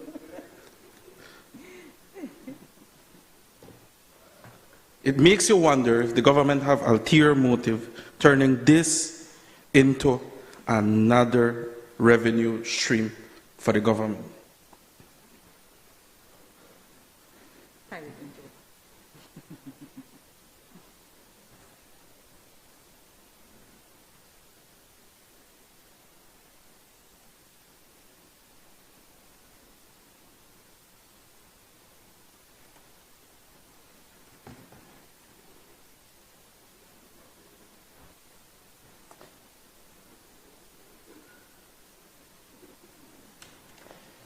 Section, it was clause 81. That's why I got a little bit confused on the first one. Clause 81 2R.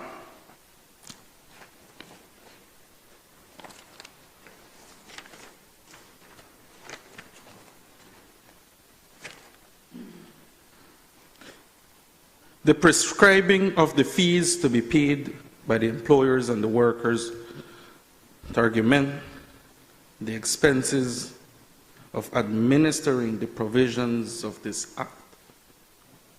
How clear can it get?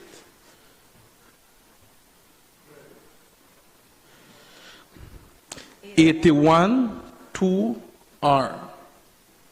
This is telling you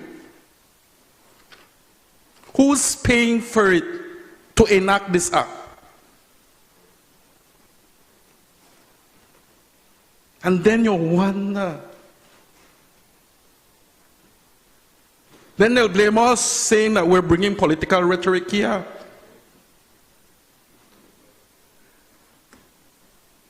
But it's a shame, man.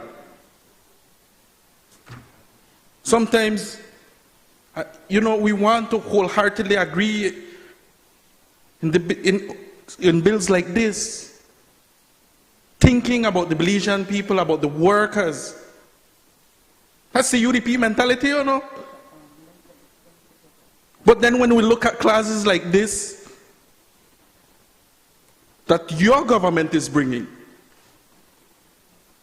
because I was going to ask, where is the funding coming from? No, but the clause is telling you.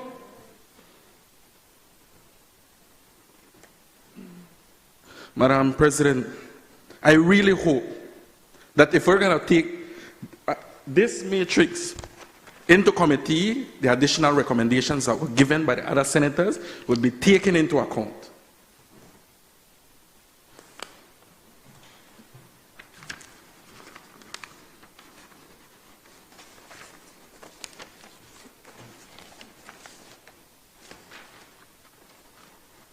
Look at this.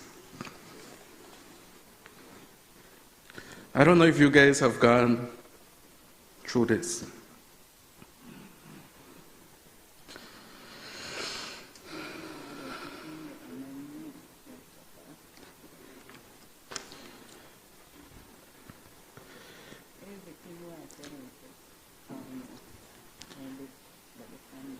So,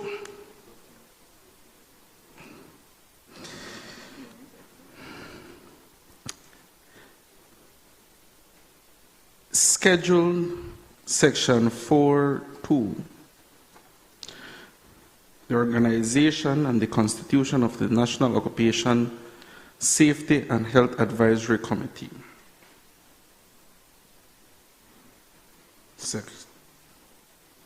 Clause, is that pilot clause? Clause 1, 1A, one representative, it used to say, of nominated by a registered trade union appointed union after consultation with the union in accordance with the trade union and the employer's organization. Okay, grammatical error. But just scrap the essence. Listen to how it reads now. It's schedule. It reads schedule section 4.2, clause 1, page 71.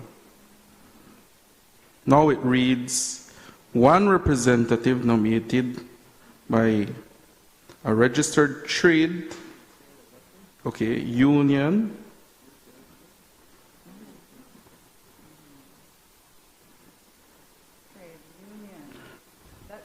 yes, that's why the grammatical errors, I noticed it was fixed. But then,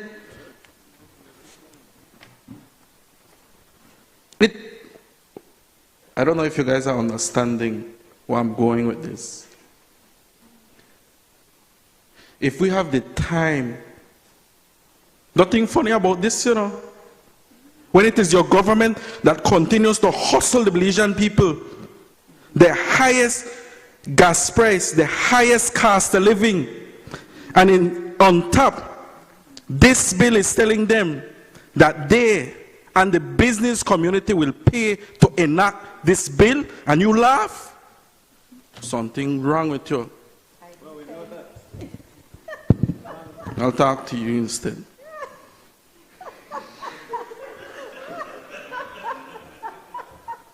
We have time to correct grammatical errors. But we don't have time to correct these type of things that make you think, is the bill really for the Belizean people, or is there ulterior motive? Thank you, Madam President.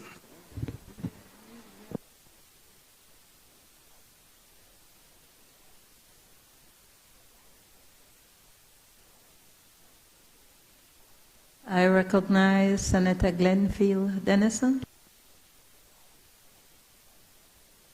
Thank you, Madam President. I rise in support of the principles behind the Occupational Safety and Health Bill 2026.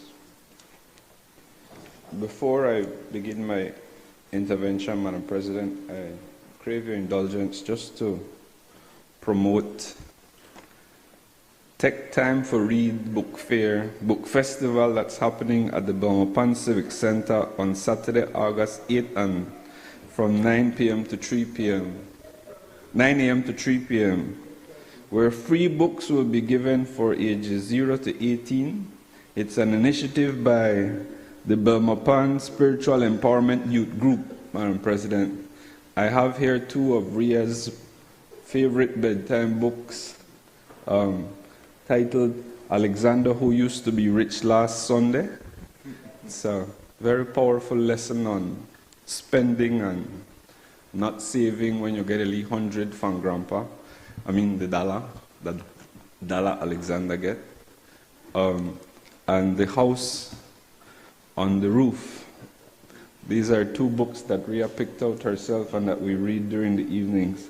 And yes, Senator Castillo, I've read these ones like 5 times.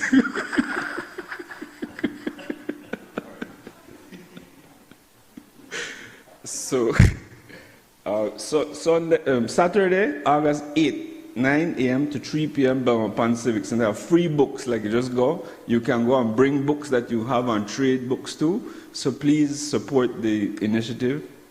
I find that a population who reads can be fooled by politicians very often. So I find it a duty to encourage Belizeans to read. Thank you. Sorry? Have to. So, sorry? Do you want the name of the books again? We got it? Bon point? Yeah. So, Madam President, I wish to state for the record that the Occupational Safety and Health Bill 2026 has enjoyed what I find to be the most comprehensive review of a parliament since I started to legislate. And I commend the efforts that were made to have, whether we call them information sessions, whether we had them as committee meetings where we brought the experts, but I, for the record, wish to give Jackie jacket that that we as a Senate have really elevated the process of legislating in Belize, and that is not lost on me, and it is not lost on the Trade Union Congress, because it is in fact my experience, like Senator Farber, that for too long we have simply just been passing bills and passing bills for the sake of passing bills, especially when we are under pressure internationally and under outside influences to pass a piece of legislation, that we rush through things through Parliament and how the saying go? You rush the brush, you get dabbed. We did call to rush the ush, and the first iteration really was a dabbing. And so I commend the efforts to make improvements, and I join with my colleagues that there is, in fact, still room for improvement in the USH. Naturally, as the Union Senator, I will share some insights with you.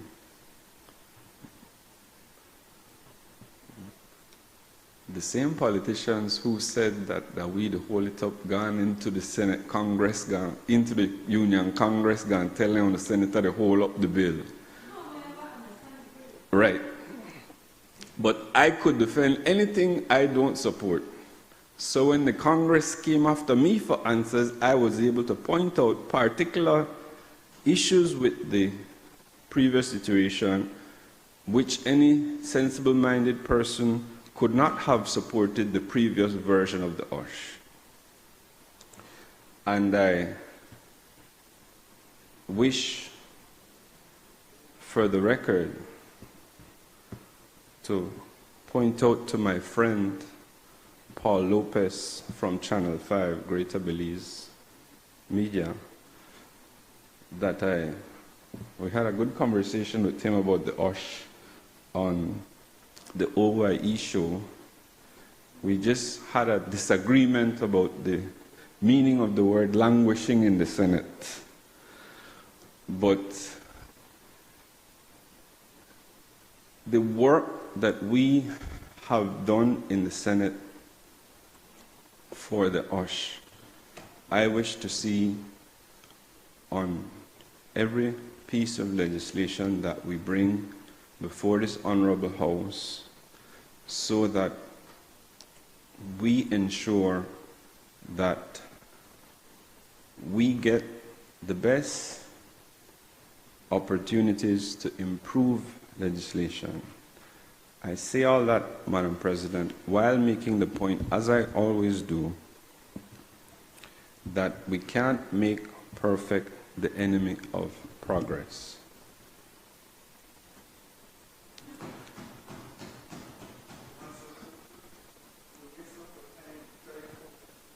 With a fix. So, I wish on that point to highlight specific instances where we have made some inroads, because I think it's important for the Belizean people to understand why the OSH stayed in Senate from April until now, and the strides that we have made to improve the piece of legislation that came before us in April that really wasn't ready to be passed. And I just make some quick references to the same matrix. For example, what was the complete omission of domestic workers has been rectified in section 3 of on clause 3 of the bill. I don't particularly like this formulation, but I trust that it is a better formulation than what we had before. And clause 3, 2, because I must make specific reference to the bill when I'm debating, says that the act shall apply to domestic workers, but subject to such limitations, safeguards, and procedures as may be prescribed, having regard to the constitutional privacy rights within private residence. I think, Madam President, when we are in the realm of competing rights, it's very important to appreciate that we didn't simply rule out domestic workers as having the benefit of the OSH. But I hope that the domestic employers, those who are privileged enough to have domestic workers in their employ, I understand some people in the front bench may have entire staff working in their households. Right, Senator Montejo?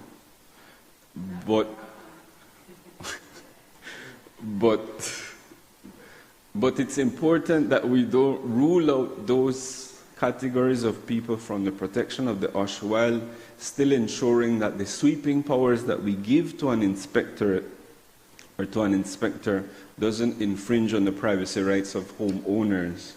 And so I think this was a very good formulation that we have come up with that is, at least I would say, palatable. Section 26, clause 26 is also a very useful example of how we made a change.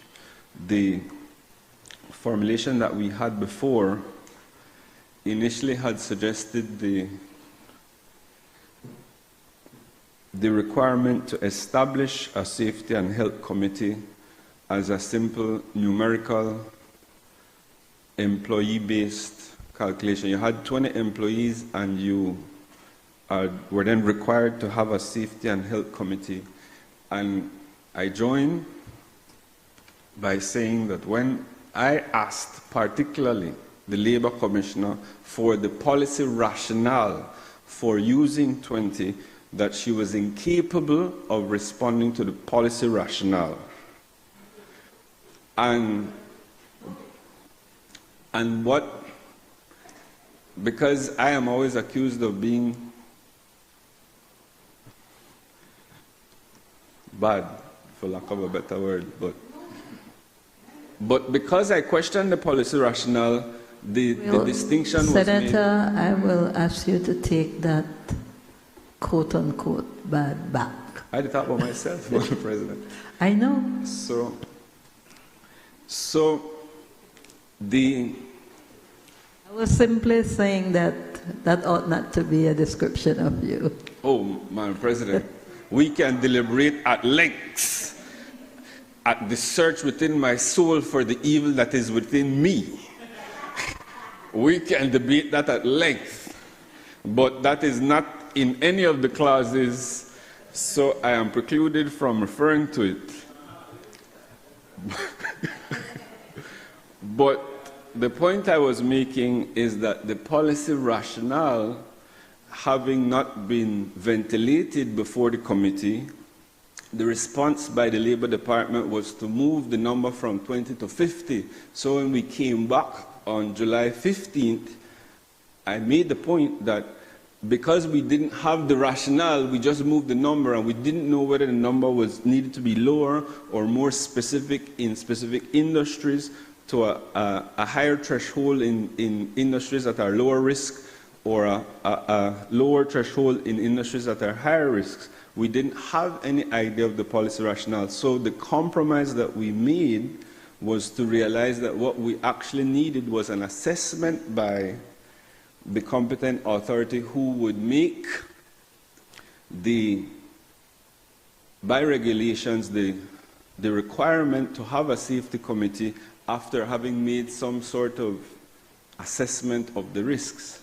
So that is why Clause 26 now reads that an employer shall establish a safety and health committee for a workplace for the purpose of promoting cooperation between the employer and the workers and achieving and maintaining safe and healthy working conditions, where the chief inspector directs in writing that a safety and health committee be established, because the nature of the plant processes or substances used at the workplace poses great danger and exposes workers to high risk to safety and health. I think that is simply brain power being applied to the piece of legislation to make it workable without putting an undue burden on employers who would not normally need to create such a committee, especially because we already have the other provisions that would allow for them to do it voluntarily. So that, Madam President, along with the discussion we had in relation to the clause dealing with prosecution, shows just 3 examples, Madam President. That's clause 71. Are there just 3 examples for the public to see how we have made some changes that would allow for workability of the legislation while not trying to stifle the employers in any way as best as possible, and reducing the sort of bureaucracy that we can't keep adding and adding to the cost of doing business in Belize. And so I wish I could have gone through the entire matrix, Madam President, but as we all know, I do have a full-time job, and so it would have been unreasonable to expect that I would be able to go through all the provisions, but I think those make the point very clear that, in fact, we have improved on the OSH that came before us on April 28th. Now, I confess, Madam President, that I have not had time to go through the entire matrix to see whether and how the changes that were suggested, and I add, these seem to only be the changes suggested on July 15th, from my cursory review. But, Madam President, I really recommend to the people of Belize to keep calling for the Senate, the legislature, and the House of Representatives to review legislation properly, to take the work of lawmaking with the sort of seriousness that is required. Because while, correct me if I'm wrong, but while our stipend is $13.65 a month, I'm pretty sure the ones in the lower house get more to do less. I wouldn't say that. But, Madam President, it has been my experience that the level of discourse and analysis that has been going into the reviews, especially in committees, that the public cannot see, has really put us in a better place as a country. And I hope that we can continue to do that sort of review given the time that we have, and that I use this opportunity, Madam President, to call for a legislative calendar, because the type of work that needs to be done would permit us to plan better in relation to leading through and producing a type of legislation that would see our country elevate. So, Madam President, it would be remiss of me to not commend the OSH for acknowledging mental health as a hazard, because the truth is, Madam President, when I get to the details, the truth is, Madam President, we have moved away from the days when you had a dispute with an employee, you could have go outside and throw fists. We stopped that. We don't allow that anymore. So that would have been good. Like, just go outside, go fight, and then you come back in, and then that's done. But we can't do that anymore. So we have to ensure that where, especially employees are in an environment that is not conducive to decent work because their mental health is suffering, that we highlight the need to have clear guidelines on how those things are to be dealt with. Because it is my experience, Madam President, that mental health is still taboo in this country, and the OSH didn't delve into the provisions that would have facilitated or could have facilitated the lessening of that taboo. For example, Madam President, the Ministry of the Public Service has an incredible program called the Employee Assistance Program, which focuses on developing the human resources of the government, and it has come a long way in addressing mental and championing mental health related issues. I don't know, but you can say when you stand up, because I don't know. But the Employee Assistance Program, Madam President, is available to all public officers, and I beg all heads of department for stop on foolishness when people go say they have a mental health issue and they need to access the mental health services under the Employee Assistance Program. because those people are seen in the public service as somehow less than by people in authority, and there are moves afoot to look at them as less than and weed them out. But the help was offered out of a recognition of the, I genuinely don't know. So, the World Health Organization, Madam President, is very clear that there are at least 15% of working age adults who are affected by some form of mental health disorder, and that's a statistic from 2019. And that globally, you would be interested in this, Senator Herrera, globally, the estimate is that 12 billion working days are lost every year to depression and anxiety. Because you see, Madam President, mental health not like diarrhea. You could hide it. You can be at work and be a ticking time bomb and nobody know where to go on, but you just sit down at the computer and not do nothing all day.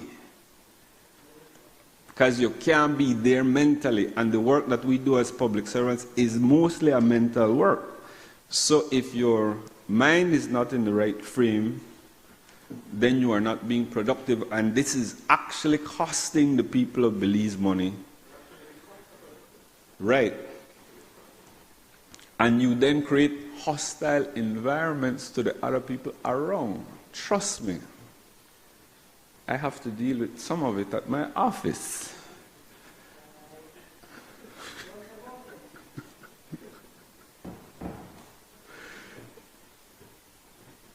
Madam President,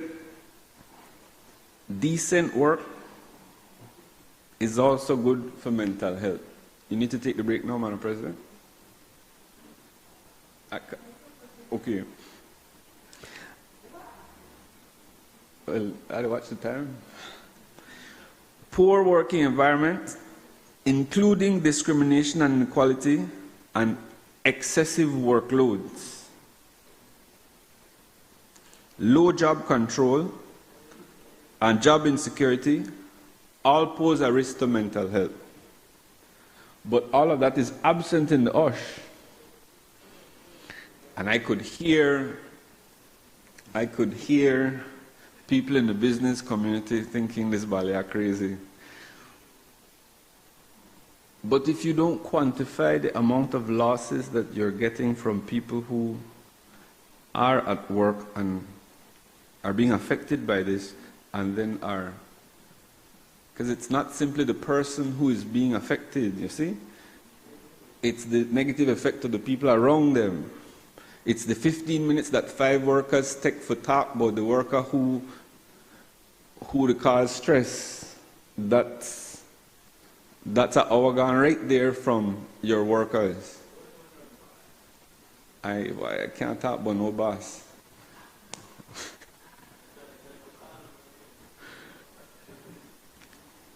I will say that the office of the DPP enjoys a very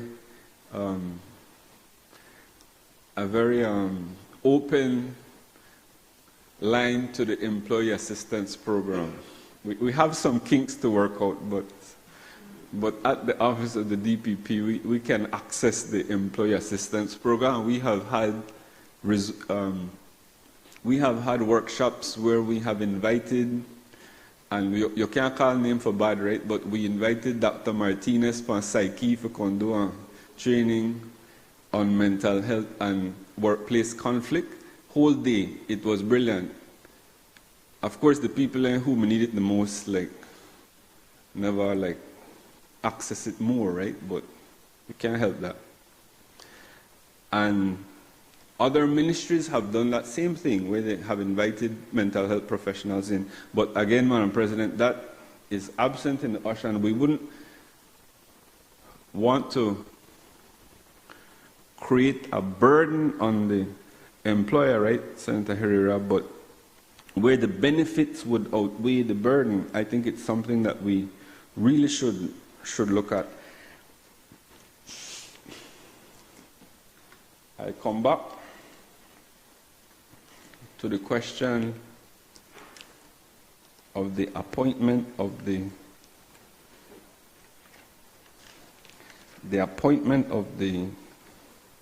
inspector, the chief inspector.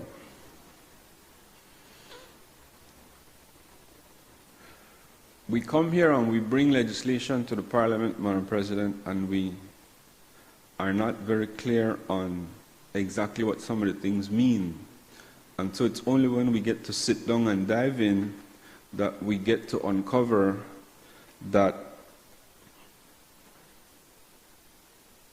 the initial formulation was that the chief inspector would have been appointed by the Governor General, acting with the advice of the Prime Minister in a 107(2) appointment, which makes it subject to interference, in my submission.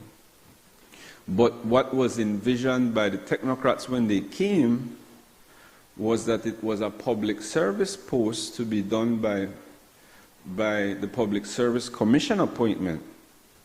And so when we made that discovery, we quickly made the amendment to 106, which is then the appropriate formulation in the what was envisioned for the chief inspector. And so while people like me would assume that you want to have something like that, you say you want to have it independent, but you're appointing it by the Governor General under 107, what you really wanted was the 106. So I'm happy to see that we made the change. And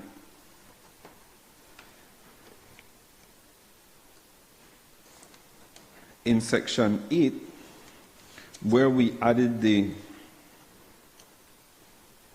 provision that the chief inspector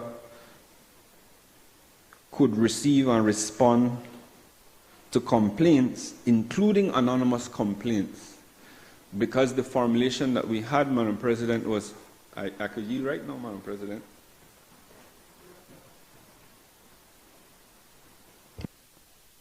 Madam President, in accordance with Standing Order 10.8, I move that the proceedings on the order paper be entered upon and proceeded with at this day's sitting at any order though opposed. Honorable members, the question is that the proceedings on the order paper may be entered upon and proceeded with at this day's sitting at any order opposed. All those in favor, kindly say aye. Those against, kindly say no. I think the ayes have it. Senator Dennison, you may proceed.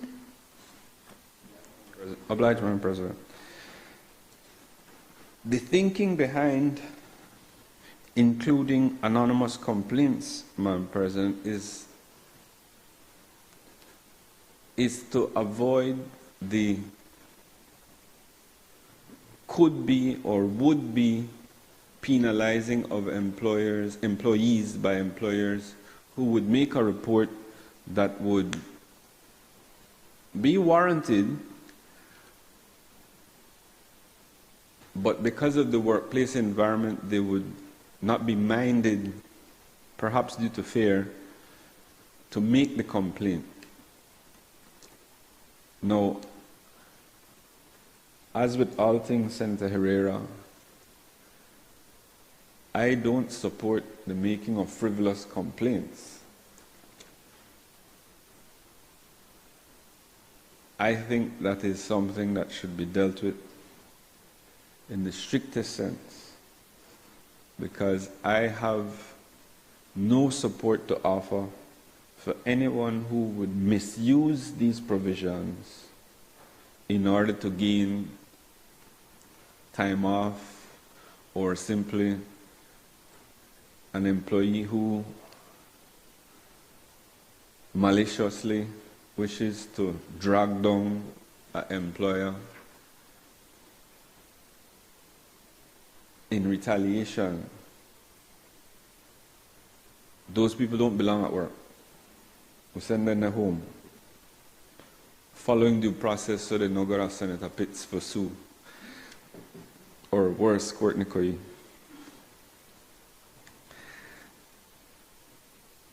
Madam President, the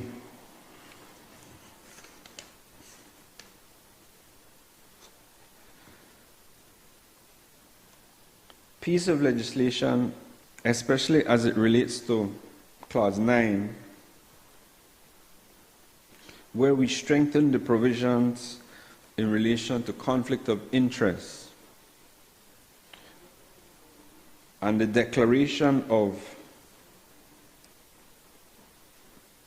conflicts of interest. Yeah. Is a direct result of the sort of discussions and deliberation that we have had. And I applaud those efforts.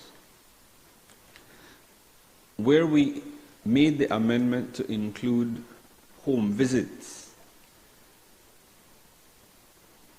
I think you need it everywhere, but especially where you have inspectors capable of going to someone's private residence in the security risk that would be somebody showing up to your house when your domestic worker is there, you are not home. So Clause 13 added the provision of producing identity cards to employees. I want to ensure that the inspectorate also understands and appreciates that this is not Rambotown. Like, you are not going to people's workplace for kick down any doors or burn down any fire. If it's an urgent situation, people not be inside. So being able to proper identify the inspectors who would come, hopefully with a level of decorum and professionalism, especially because, Madam President, when they go into these environments, they are going to the home turf of people who move around regularly. And I take this time to highlight the qualifications of inspectors as we had suggested. I don't think that one was addressed. But the urging, Madam President, was that especially in the industries that are far advanced in occupational health and safety, there are professionals in those companies who have extensive training in occupational safety. And so if we do not, as a government, ensure that the people who would be going into to do checks into these environments, if we don't ensure that those people are qualified, then we'll be setting them up to fail, because they would not simply be able to have an appreciation of the risks that would be there, but more importantly, all the adoptions, all the protocols that these employers would have already put in place to mitigate the risk, so that while the employee may feel that they are working in a risky environment subjectively, that objectively the safeguards are in fact in place, if in fact they simply follow the appropriate protocol. But if what we had was a reflection of the caliber of people that would be going in to do the examination, then I'm a little bit worried, because when an employer is making a submission that, listen, when you take my job, this was the risk. This is the standard of certification that we have to mitigate the risk. So don't come and shut down my industry for an hour because you are costing me Y amount of dollars on productivity in Belize, if the people to whom we are making those appeals can't understand what is being said,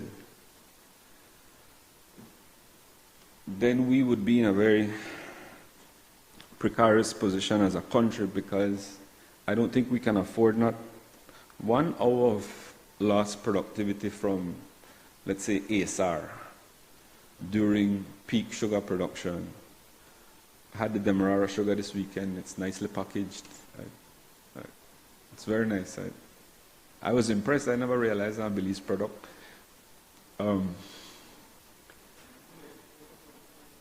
Yeah, we remember we gave them a concession, right? Yes.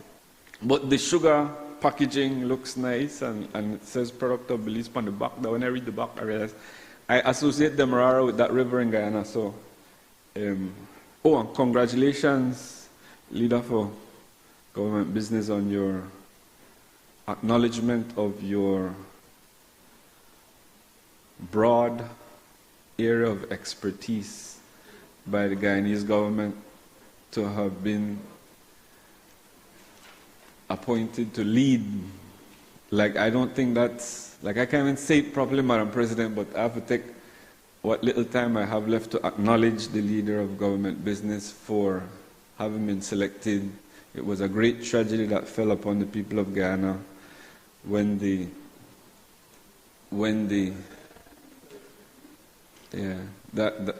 sorry? Yes, but he's leading how they pay the people, so like, yeah, the money. Godfrey Smith, and we take time also, Madam President, to honor our fellow Belizean senior counsel, Godfrey Smith, for his appointment to lead the inquiry into what occurred. But I think it's, yeah. That means we reappoint the Guyanese Chief Justice, though, right? So,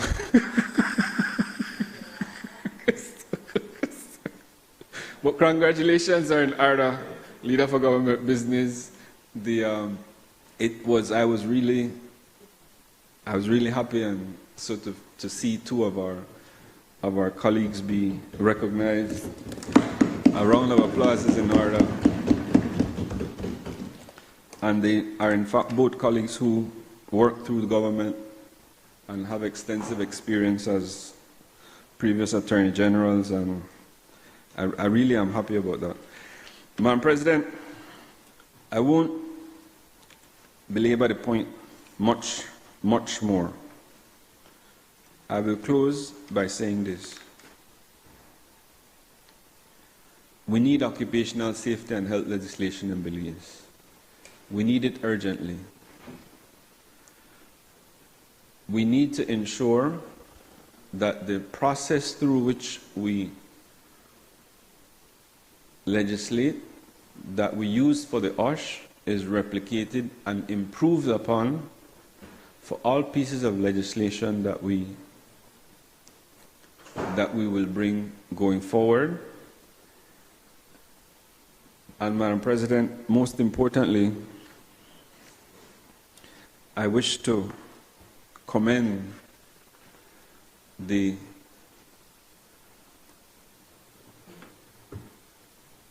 past and present leaders of the Trade Union Congress and all the labor movements in the past who have continuously pushed for occupational safety legislation in this country. Particular mention to past President Louis Luke Martinez, who coined the phrase "rush the OSH," because it is, in my estimation, a very controversial piece of legislation, because it comes in the balance between government, business, and workers.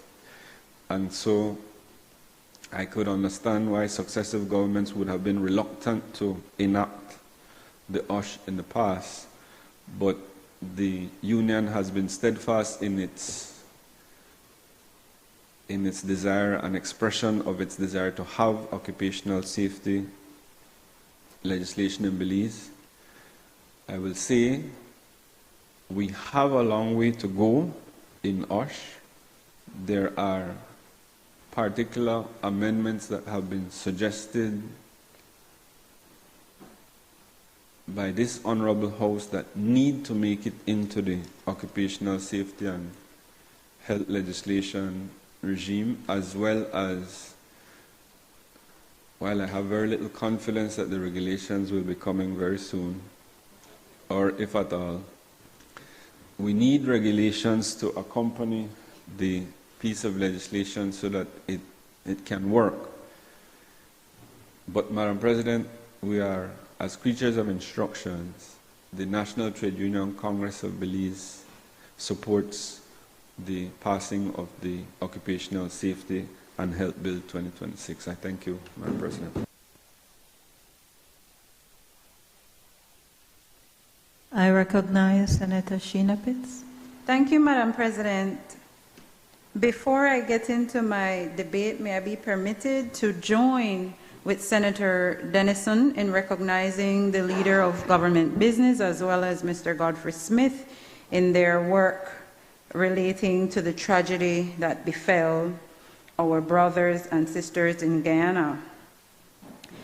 I would also like to take this opportunity to, as we say in this part of the world, shout out some of my recent international leaders that I met in my last exchange outside the country, specifically Mr. Marwan Abdallah and Mr. Dante Talavera from Lebanon and Mexico, respectively.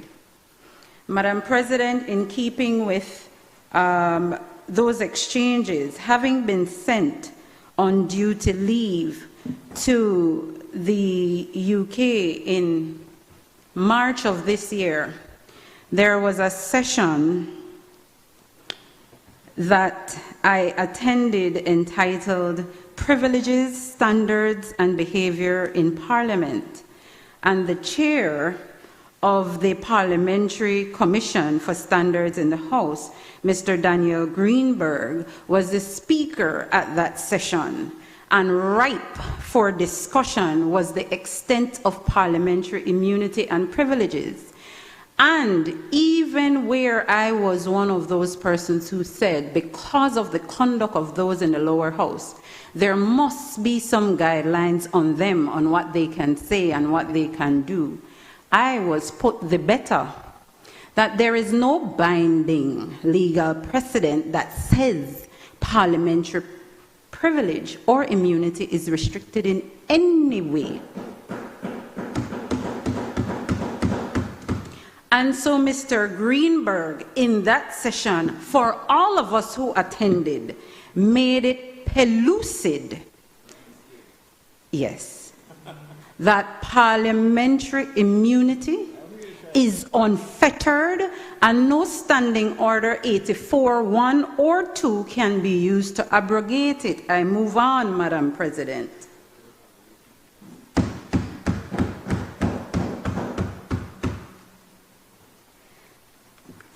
Having returned to the country, we are obliged to do a report. And I take this opportunity for the National Assembly to expand the field, expand the characters that we're able to write, so that this National Assembly can receive the benefit of being sent on duty leave, so that our officers are so informed of the motherland, so they call it, none other than the UK. Let me tell you, we are limited, some of us, by what we don't know. But where we can know, it is our responsibility and our obligation to learn, apply, and do better. In terms of the Occupational and Safety Health Bill, Madam President, I state